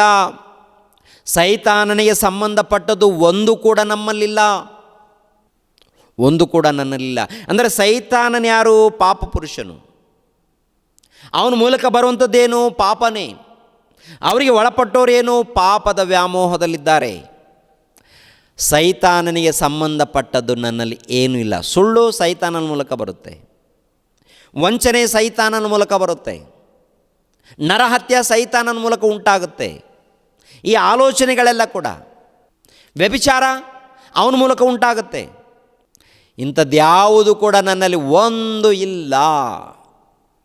ನೀತಿವಂತನು, ಪರಿಶುದ್ಧನು, ಶ್ರೇಷ್ಠನು ಅಂತ ಮಹಾಶಕ್ತನು ತಗ್ಗಿಸ್ಕೊಂಡಿದ್ದಾನೆ, ವಿಧೇಯನಾಗಿದ್ದಾನೆ, ಒಳ್ಳೆ ರೀತಿಯಿಂದ ಜೀವಿಸಿ ಮಾದರಿ ತೋರಿಸಿ ಹೋಗಿದ್ದಾನೆ ಪ್ರಿಯರೇ. ಮಾದರಿ ತೋರಿಸಿ, ಮಾದರಿಯಾಗಿ ಏನ್ರಿ ಈ ಲೋಕದಲ್ಲಿ ಆತನು ಮಾದರಿ ತೋರಿಸಿ ಹೋಗಿದ್ದಾನೆ, ಪರಿಶುದ್ಧನಾಗಿ ಜೀವಿಸಿದ್ದಾನೆ. ಲೋಕದಲ್ಲಿದ್ದಂಥ ಪಾಪದ ವ್ಯಾಮೋಹದಲ್ಲಿದ್ದಂಥ ಮಾನವರನ್ನು ಬಿಡಿಸಲು ಶರೀರಧಾರಿಯಾಗಿ ಬಂದಿದ್ದಾನೆ. ಹಿಬ್ರಿಯರಿಗೆ ಬರೆದ ಪತ್ರಿಕೆ 2ನೇ ಅಧ್ಯಾಯ 14ನೇ ವಚನವನ್ನು ನೋಡಿ ಪ್ರಿಯರು. ಅವರಂತೆ ರಕ್ತ ಮಾಂಸಧಾರಿಯಾದನು. ಯಾಕೆಂದರೆ ಪಾಪದಲ್ಲಿದ್ದಾರೆ, ಪಾಪದಲ್ಲಿ ವ್ಯಾಮೋಹದಲ್ಲಿದ್ದಾರೆ, ಅಂಧತ್ವದಲ್ಲಿ, ಅಂಧಕಾರದ ದೊರೆತನದಲ್ಲಿ, ಸೈತಾನನ ಹತೋಟಿಯಲ್ಲಿ ಇದ್ದಂಥ ಮಕ್ಕಳನ್ನು ಕಾಪಾಡಲು ನಿನ್ನನ್ನು ನನ್ನನ್ನು. ಒಂದು ಕಾಲದಲ್ಲಿ ಎಲ್ಲಿದ್ದೀವಿ? ಅಂಧತ್ವದಲ್ಲಿದ್ದೀವಿ. ಅಂಧತ್ವದಲ್ಲಿ, ಸೈತಾನನ ದೊರೆತನದಲ್ಲಿ ಇದ್ದಂಥ ನಿನ್ನನ್ನು ನನ್ನನ್ನು ಕಾಪಾಡಿದೆ. ಹೇಗೆ? ತನ್ನ ಜೀವಿತದ ಮೂಲಕ, ತನ್ನ ವಾಕ್ಯದ ಮೂಲಕ ನಮ್ಮನ್ನು ಕಾಪಾಡಿದ್ದಾರಾ? ತಮ್ಮ ಜ್ಞಾನದ ಮೂಲಕ ನಮ್ಮನ್ನು ಕಾಪಾಡಿದ್ದಾರಾ? ಅಂದರೆ ಅವರು ರಕ್ತ ಸುರಿಸಿ ನಮಗೋಸ್ಕರ ಪ್ರಾಣ ತ್ಯಾಗ ಮಾಡಿ ಕಾಪಾಡಿದ್ದಾರಾ? ರಕ್ಷಣೆ ಮಾರ್ಗದಲ್ಲಿ ನಡೆಸಿದ್ದಾರಾ? ಮತ್ತು ನಾವೇನು ಮಾಡಬೇಕು? ಆತನನ್ನು ಉನ್ನತ ರೀತಿಯಲ್ಲಿ ಪರಿಚಯ ಮಾಡಬೇಕು. ಆತನನ್ನು ಅರ್ಥ ಮಾಡಿಕೊಂಡು ದೇವರಿಗೆ ವಿಧೇಯರಾಗಿ ನಾವು ಕೂಡ ಪರಿಶುದ್ಧರಾಗಿ ಬದುಕಬೇಕು ಅಂತೇಳಿ ಹೇಳಿದಾರ. ಫಿಲಿಪ್ಪಿಯವರಿಗೆ ಬರೆದ ಪತ್ರಿಕೆ 2ನೇ ಅಧ್ಯಾಯ 5ನೇ ವಚನ. ಕ್ರಿಸ್ತ ಯೇಸುವಿನಲ್ಲಿದ್ದಂಥ ಮನಸ್ಸು ನಿಮ್ಮಲ್ಲಿಯೂ ಇರಲಿ. ಕ್ರಿಸ್ತ ಯೇಸುವಿನಲ್ಲಿದ್ದಂಥ ಮನಸ್ಸು ನಿಮ್ಮಲ್ಲಿಯೂ ಇರಲಿ. ಕ್ರಿಸ್ತ ಯೇಸುವಿನಲ್ಲಿದ್ದಂಥ ಮನಸ್ಸೇನು? ದಯೆ, ಉಪಕಾರ, ಸಾಧುತ್ವ, ಸಮಾಧಾನ, ಪ್ರೀತಿ, ಹೌದಲ್ವ? ಅವರಲ್ಲಿ ಎಂತೆಂಥ ಮನಸ್ಸುಗಳಿದೆಯೋ, ಎಂತೆಂಥ ಗುಣಗಳಿದೆಯೋ ಅದು ಪ್ರತಿ ವ್ಯಕ್ತಿಯಲ್ಲಿ ಕಾಣಬೇಕು. ಪ್ರತಿಯೊಬ್ಬರಲ್ಲಿ ಪರಿಶುದ್ಧತೆ, ನಿರ್ಮಲವು, ಸಮಾಧಾನವು, ಪ್ರೀತಿ, ಇವೆಲ್ಲವೂ ಕೂಡ ಯೇಸು ಕ್ರಿಸ್ತರಲ್ಲಿ ನೋಡ್ತೀವಿ. ಎಲ್ಲ ಗುಣಗಳು ಪ್ರತಿ ಭಕ್ತರಲ್ಲಿ ಕಾಣಬೇಕು ಎನ್ನುವಂಥದ್ದು ದೇವರಿದು ನೋಡ್ತಾ ಇದ್ದಾರೆ. ಅವರಲ್ಲಿ ಎಂಥ ಗುಣಗಳಿದೆಯೋ, ಅವರಲ್ಲಿ ಎಂಥ ಒಂದು ಭಕ್ತಿ ಇದೆಯೋ ಅದೇ ರೀತಿಯಲ್ಲಿ ಪ್ರತಿಯೊಬ್ಬರು ಬದುಕಬೇಕು ಅಂತೇಳಿ ಈ ಲೋಕದಲ್ಲಿ. ಅದಕ್ಕೆ ಅಪೊಸ್ತಲನಾಗಿರುವಂಥ ಪೌಲನು ಹೇಳುವಂಥ ಮಾತನ್ನು ಒಂದು ಸಾರಿ ಗಮನಿಸ್ರಿ. ಗಲಾತ್ಯದವರಿಗೆ ಬರೆದ ಪತ್ರಿಕೆ 2ನೇ ಅಧ್ಯಾಯ 20ನೇ ವಚನ. ಜೀವಿಸುವವನು ನಾನಲ್ಲ, ಕ್ರಿಸ್ತನೇ ನನ್ನೊಂದಿಗೆ ಜೀವಿಸುತ್ತಾನೆ. ಈಗ ಶರೀರದಲ್ಲಿರುವ ನಾನು ಜೀವಿಸುವುದು ಹೇಗೆಂದರೆ ದೇವಕುಮಾರನ ಮೇಲಣ ನಂಬಿಕೆಯಲ್ಲಿಯೇ. ಆತನು ನನ್ನನ್ನು ಪ್ರೀತಿಸಿ ನನಗೋಸ್ಕರ ತನ್ನನ್ನು ಒಪ್ಪಿಸಿಕೊಟ್ಟನು. ನಾನು ದೇವರ ಕೃಪೆಯನ್ನು ನಿರರ್ಥಕ ಮಾಡುವುದಿಲ್ಲ. ದೇವರ ಕೃಪೆಯನ್ನು, ಯಾಕೆಂದರೆ ದೇವರು ನನಗೆ ರಕ್ಷಣೆ ಮಾರ್ಗವನ್ನು ಕೊಟ್ಟಿದ್ದಾನೆ. ರಕ್ಷಣೆ ಮಾರ್ಗವನ್ನು ಕಲ್ಪಿಸಿರುವಂಥ ಆ ದೇವರಿಗೋಸ್ಕರ ನಾನು ಬದುಕ್ತೀನಿ. ಕ್ರಿಸ್ತನ ಹಾಗೆ ಬದುಕ್ತೀನಿ. ಕ್ರಿಸ್ತನನ್ನು ಪ್ರೀತಿಸಿ ಬದುಕ್ತೀನಿ. ನಾನು ಕ್ರಿಸ್ತನಲ್ಲಿ ಯಾವ ಪ್ರೀತಿ ಇದೆಯೋ ಅದೇ ಪ್ರೀತಿಯನ್ನು ಕ್ರಿಸ್ತನಿಗೆ ಮಾದರಿಯಾಗಿ ನಾನು ಜೀವಿಸ್ತೀನಿ. ಮತ್ತು ನಾವು ಯಾರ ಹಾಗೆ ಬದುಕಬೇಕು ಪ್ರಿಯರೇ? ಯೇಸು ಕ್ರಿಸ್ತರು ಯಾವ ರೀತಿ ಲೋಕದಲ್ಲಿ ಜೀವಿಸಿದರೋ ಮಾದರಿ ತೋರಿಸಿ ಹೋಗಿದ್ದಾರೆ. ಮಾದರಿ ಹೀಗೆ ಬದುಕಬೇಕು, ಹೀಗೆ ಮಾತಾಡಬೇಕು, ಹೀಗೆ ಪ್ರಾರ್ಥನೆ ಮಾಡಬೇಕು, ಹೀಗೆ ದೇವರನ್ನು ಘನಪಡಿಸಬೇಕು. ಮಾದರಿ ತೋರಿಸಿದ್ದಾರೆ, ಮಾದರಿ ಜೀವನ. ಶತ್ರುಗಳಿದ್ದಾರ, ಅವ್ರಿಗೋಸ್ಕರ ಪ್ರಾರ್ಥನೆ ಮಾಡಿ. ಇನ್ನು ಎಲ್ಲರಿಗೋಸ್ಕರ ಪ್ರಾರ್ಥನೆ ಮಾಡಿ. ಒಳ್ಳೆಯದನ್ನು ಸಾರಿ, ಒಳ್ಳೆಯದನ್ನು ಮಾಡಿ. ಪ್ರೀತಿ, ಇದು ಪ್ರಭು ತೋರಿಸ್ಕೊಟ್ಟಿದ್ದು. ಇದು ಒಳ್ಳೆಯದಾ ಕೆಟ್ಟದಂತ ನೋಡುವಾಗ ಲೋಕ ಉದ್ಧಾರ ಆಗಬೇಕಾದ್ರೆ ಇವು ಇರಬೇಕು, ಈ ಜ್ಞಾನ ಇರಬೇಕು. ಲೋಕ ಉದ್ಧಾರ ಆಗಬೇಕಂದ್ರೆ ಜಾತಿಗೋಸ್ಕರ ಗಲಾಟೆ, ಕುಲದಗೋಸ್ಕರ ಗಲಾಟೆ, ಮತದಗೋಸ್ಕರ ಗಲಾಟೆ ಮಾಡಿದ್ರೆ ಲೋಕ ಉದ್ಧಾರ ಆಗಲ್ಲ. ಲೋಕ ಸರ್ವನಾಶ ಆಗುತ್ತೆ ರೀ. ಲೋಕ ಉದ್ಧಾರ ಆಗಲ್ಲ. ಈ ಜಾತಿ, ಕುಲ, ಮತ ಎಂಬ ಮುಂದೆ ಇಟ್ಕೊಂಡು ಗಲಾಟೆಗಳು ಮಾಡಿದ್ರೆ ಉದ್ಧಾರ ಆಗೋದಿಲ್ಲ. ದೇವರ ಪ್ರೀತಿ ಪ್ರಪಂಚಕ್ಕೆ ಸಾರಲ್ಪಡಬೇಕು. ಸಾರಲ್ಪಟ್ಟ ಮೇಲೆ ಈ ಪ್ರೀತಿಗೆ ಒಳಪಡಬೇಕು, ಕ್ರಿಸ್ತನ ಮಾತಿಗೆ ಒಳಪಡಬೇಕು. ಒಳಪಟ್ಟಾಗ ಆ ಸಮಾಜ ಉತ್ತಮವಾದಂಥ ಸಮಾಜವಾಗುತ್ತೆ, ಶ್ರೇಷ್ಠವಾದಂಥ ಸಮಾಜವಾಗುತ್ತೆ. ಆ ಸಮಾಜವನ್ನು ಕಟ್ಟಲು, ಉತ್ತಮವಾದಂಥ ಸಮಾಜವನ್ನು, ದೇವರ ರಾಜ್ಯವನ್ನು ಕಟ್ಟಲೇ ಪರಲೋಕದಿಂದ ಭೂಲೋಕಕ್ಕೆ ಬಂದಿದ್ದಾರೆ ಯೇಸು ಕ್ರಿಸ್ತರು. ಅದೇ ಯೇಸು ಕ್ರಿಸ್ತರ ಈ ಲೋಕಕ್ಕೆ ಜನನ ಬಂದಿರುವಂಥದ್ದು. ಇವಾಗ ಪ್ರಪಂಚ ದೇಶದಲ್ಲಿ ಕ್ರಿಸ್ಮಸ್ ಹಬ್ಬ ಆಚರಣೆ ಮಾಡ್ತಾರೆ. ಯಾಕೆ ಆಚರಣೆ ಮಾಡ್ತಾರೋ ಗೊತ್ತಿಲ್ಲ. ಮುಖ್ಯ ಉದ್ದೇಶ ಏನಪ್ಪ ಅಂದರೆ, ಕ್ರಿಸ್ತನ ಈ ಲೋಕಕ್ಕೆ ಬಂದಿರುವಂಥ ಮುಖ್ಯ ಉದ್ದೇಶ ಉತ್ತಮವಾದಂಥ ಸಮಾಜ, ಶ್ರೇಷ್ಠವಾದಂಥ ಸಮಾಜ, ಪ್ರೀತಿಯ ಸಾಮ್ರಾಜ್ಯವನ್ನು ಸ್ಥಾಪನೆ ಮಾಡೋದಕ್ಕೇ ಅವರು ಬಂದರು. ಪ್ರೀತಿಯ ಸಾಮ್ರಾಜ್ಯವನ್ನು 1ನೇ ಶತಮಾನದಲ್ಲಿ ಸ್ಥಾಪನೆ ಮಾಡಿದ್ರು. ಸಭೆನೇ ಪ್ರೀತಿಯ ಸಾಮ್ರಾಜ್ಯ, ಸಭೆನೇ ದೇವರ ರಾಜ್ಯ ಸ್ಥಾಪನೆ ಮಾಡಿ ಪರಲೋಕಕ್ಕೆ ಹೋದರು. ದೇವರ ಪ್ರೀತಿ ನಿನ್ನಲ್ಲಿ, ನನ್ನಲ್ಲಿ, ಪ್ರತಿಯೊಬ್ಬರಲ್ಲಿ ಕಾಣಬೇಕೆನ್ನುವಂಥದ್ದೇ ದೇವರ ಸಂಕಲ್ಪ. ಆಗಿದ್ದರೆ ಪ್ರಿಯರಾದ ದೇವರ ಮಕ್ಕಳಿರ, ದೇವರು ಸಂತೋಷ ಪಡ್ತಾರೆ. ಈ ಲೋಕದಲ್ಲಿ ನಟನೆ ಜೀವನ, ಈ ಲೋಕದಲ್ಲಿ ವೇಷಧಾರಣೆ ಜೀವನ, ಈ ಲೋಕದಲ್ಲಿ ಮಾಯ ಜೀವನ ಇದ್ದರೆ ದೇವರು ಇಷ್ಟಪಡಲ್ಲ. ಆದ್ದರಿಂದ ಪ್ರತಿಯೊಬ್ಬರು ಬದಲಾಗಬೇಕು. ಪ್ರತಿಯೊಬ್ಬರು ದೇವರ ಬಳಿಗೆ ಬಂದು ಭಕ್ತಿಯಿಂದ ನಡ್ಕೊಂಡ್ರೆ ಕುಟುಂಬ ಸಂತೋಷವಾಗಿರುತ್ತೆ, ನಾವು ಸಂತೋಷವಾಗಿರ್ತೀವಿ, ಈ ಸಮಾಜ ಕೂಡ ಒಳ್ಳೆ ರೀತಿಯಿಂದ ಸಮಾಧಾನವಾಗಿರುತ್ತೆ. ಪ್ರತಿಯೊಬ್ಬರು ವಾಕ್ಯಗಳನ್ನು, ವಚನಗಳನ್ನು ಪಾಲಿಸಿದರೆ. ಇಲ್ಲದೆ ಹೋದರೆ ಕತ್ತಲೆಯಲ್ಲೇ ಇರುತ್ತೆ, ಕತ್ತಲೆಯಲ್ಲೇ ಜೀವಿತ ಮುಗಿಸ್ಕೊಳ್ಳುತ್ತೆ, ಸತ್ತ ಮೇಲೆ ನಿತ್ಯ ಬೆಂಕಿಯ ಕೊಂಡಕ್ಕೆ ಹೋಗುತ್ತೆ. ಜಾಗ್ರತೆ, ಎಚ್ಚರಿಕೆ ಪ್ರಿಯರೇ. ಯಾರ ಎಚ್ಚರಿಕೆ? ದೇವರ ಎಚ್ಚರಿಕೆ. ಕಥೆಗಳು ಹೇಳಿಲ್ಲ, ಇದರಲ್ಲಿ ಏನು ಬರೆಯಲ್ಪಟ್ಟಿದೆಯೋ ಅದೇ ಮಾತು. ಯಾರ ಮಾತಿದು? ದೇವರ ಮಾತು. ದೇವರ ಮಾತು, ದೇವರ ಎಚ್ಚರಿಕೆ. ಭಕ್ತಿಯಿಂದ ನಡ್ಕೊಂಡ್ರೆ ನಿತ್ಯ ಜೀವ ಏನ್ರಿ, ಮತ್ತಿಲ್ಲದವನಾಗಿ ನಡ್ಕೊಂಡ್ರೆ ನಿತ್ಯ ಬೆಂಕಿ ಕೊಂಡ. ನಿಮಗೆ ಬಿಟ್ಟಿದ್ದು. ದೇವರು ನಿಮ್ಮನ್ನು, ನನ್ನನ್ನು ಆಶೀರ್ವದಿಸಿ. ಎಲ್ಲರೂ ತಲೆಬಾಗಿಸಿರಿ, ಪ್ರಾರ್ಥನೆ ಮಾಡಿ ಮುಗಿಸ್ತೀನಿ. ಸರ್ವವನ್ನು, ಸರ್ವಲೋಕವನ್ನು ಉಂಟು ಮಾಡಿರುವಂಥ ಸರ್ವಶಕ್ತನಾದಂಥ ನಮ್ಮ ತಂದೆಯಾದ ದೇವರೇ, ನಿಮಗೆ ಕೃತಜ್ಞತೆಗಳು, ಸ್ತೋತ್ರಗಳು ತಂದೆ. ಈ ಸಮಾಜದಲ್ಲಿ ನೋಡುವಾಗ ತಂದೆ, ಕ್ರೈಸ್ತರ ಮಧ್ಯದಲ್ಲಿ ಇಲ್ಲದ್ದು ಸಲ್ಲದ್ದು ಯಾವುದೋ ಒಂದು ರೀತಿಯಲ್ಲಿ ಕಿರಿಕಿರಿ ಮಾಡ್ತಾ ಇದ್ದಾರೆ, ಯಾವುದೋ ಒಂದು ರೀತಿಯಲ್ಲಿ ಗಲಾಟೆಗಳು. ತಂದೆ, ನಿಮ್ಮ ಮಕ್ಕಳು ಸಮಾಧಾನದಿಂದ, ಸಂತೋಷದಿಂದ ನಡೆಯುವಾಗ ತಂದೆ, ಇಂಥ ಸಮಸ್ಯೆಗಳು ಇದ್ದಾಗಲೂ ತಂದೆಯಾದ ದೇವರೇ, ನೀವು ಕನಿಕರಿಸಿ ಕಾಪಾಡ್ತಾ ಇದ್ದೀರಾ, ಲೋಕವನ್ನು ನಡೆಸ್ತಾ ಇದ್ದೀರಾ ತಂದೆ. ನಿಮಗೆ ಸ್ತೋತ್ರಗಳು ತಂದೆ. ಇದ್ದದ್ದು ಇದ್ದ ಹಾಗೆ 4 ಮಾತುಗಳನ್ನು ನಿಮ್ಮ ಮಕ್ಕಳಿಗೆ ತಿಳಿಸಿದ್ದೀವಿ ತಂದೆ, ತಿಳಿಸೋದಕ್ಕೆ ಸಹಾಯ ಮಾಡಿದ್ದೀರಿ ತಂದೆ. ಅದಕ್ಕೆ ನಿಮಗೆ ಸ್ತೋತ್ರಗಳು, ಕೃತಜ್ಞತೆಗಳು. ಎಲ್ಲರನ್ನು ಕನಿಕರಿಸಿ, ಎಲ್ಲರನ್ನು ಕಾಪಾಡಿ, ಪ್ರತಿಯೊಬ್ಬರು ನಿಮ್ಮನ್ನು ತಿಳ್ಕೊಂಡು ಭಯ ಭಕ್ತಿಯಿಂದ ಜೀವಿಸೋದಕ್ಕೆ ಸಹಾಯ ಮಾಡಿ. ಸಭೆಯಲ್ಲಿದ್ದಂಥ ಪ್ರತಿ ಮಕ್ಕಳ ಮಧ್ಯದಲ್ಲಿ ಸಮಾಧಾನ, ಸಂತೋಷವನ್ನು ದಯಪಾಲಿಸಿ. ಎಲ್ಲೆಲ್ಲಿ ಕೂಟಗಳು ನಡೀತಾ ಇದೆಯೋ ತಂದೆ, ಅಲ್ಲೆಲ್ಲಿ ನೀವು ಜೊತೆಯಾಗಿದ್ದು ನಡೆಸಿ ಸಮಾಧಾನವನ್ನು ದಯಪಾಲಿಸಿ. ಯೇಸು ಪವಿತ್ರ ನಾಮದಲ್ಲಿ ಬೇಡ್ತಾ ಇದ್ದೀನಪ್ಪ ತಂದೆಯೇ, ಆಮೆನ್. ನಮ್ಮ ತಂದೆಯಾದ ದೇವರ ಪ್ರೀತಿಯು, ನಮ್ಮ ರಕ್ಷಕನಾದ ಯೇಸು ಕ್ರಿಸ್ತರ ಕೃಪೆಯು, ಪವಿತ್ರಾತ್ಮನ ಅನ್ಯೋನ್ಯ ಸಹವಾಸವು ಸದಾಕಾಲ ದೇವರ ಜೊತೆಯಾಗಿದ್ದು ನಡೆಸಲಿ. ಆಮೆನ್. ಎಲ್ಲರಿಗೂ ಧನ್ಯವಾದಗಳು. ರಕ್ಷಕನಾದ ಯೇಸು ಕ್ರಿಸ್ತರ ನಾಮದಲ್ಲಿ ಆತ್ಮೀಯರೆಲ್ಲರಿಗೂ ಹೃತ್ಪೂರ್ವಕ ವಂದನೆಗಳನ್ನು ತಿಳಿಸ್ತಾ ಇದ್ದೇನೆ. ದೇವರ ಸೇವೆ ನಿಮಿತ್ತವಾಗಿ ಪ್ರಾರ್ಥಿಸಿರಿ ಹಾಗೂ ದೇವರ ಸೇವೆಯಲ್ಲಿ ಭಾಗಿಗಳು ಆಗಿ. ಪ್ರತಿಯೊಬ್ಬನು ತನ್ನ ಹೃದಯದಲ್ಲಿ ನಿರ್ಣಯಿಸಿಕೊಂಡ ಪ್ರಕಾರ ಕೊಡಲಿ. ದುಃಖದಿಂದಾಗಲಿ ಬಲಾತ್ಕಾರದಿಂದಾಗಲಿ ಯಾರೂ ಕೊಡಬಾರದು. ಯಾಕೆಂದರೆ ಸಂತೋಷವಾಗಿ ಕೊಡುವವನ ಮೇಲೆ ದೇವರಿಗೆ ಪ್ರೀತಿಯುಂಟು. 2ನೇ ಕೊರಿಂಥದವರಿಗೆ ಬರೆದ ಪತ್ರಿಕೆ 9ನೇ ಅಧ್ಯಾಯ 7ನೇ ವಚನ.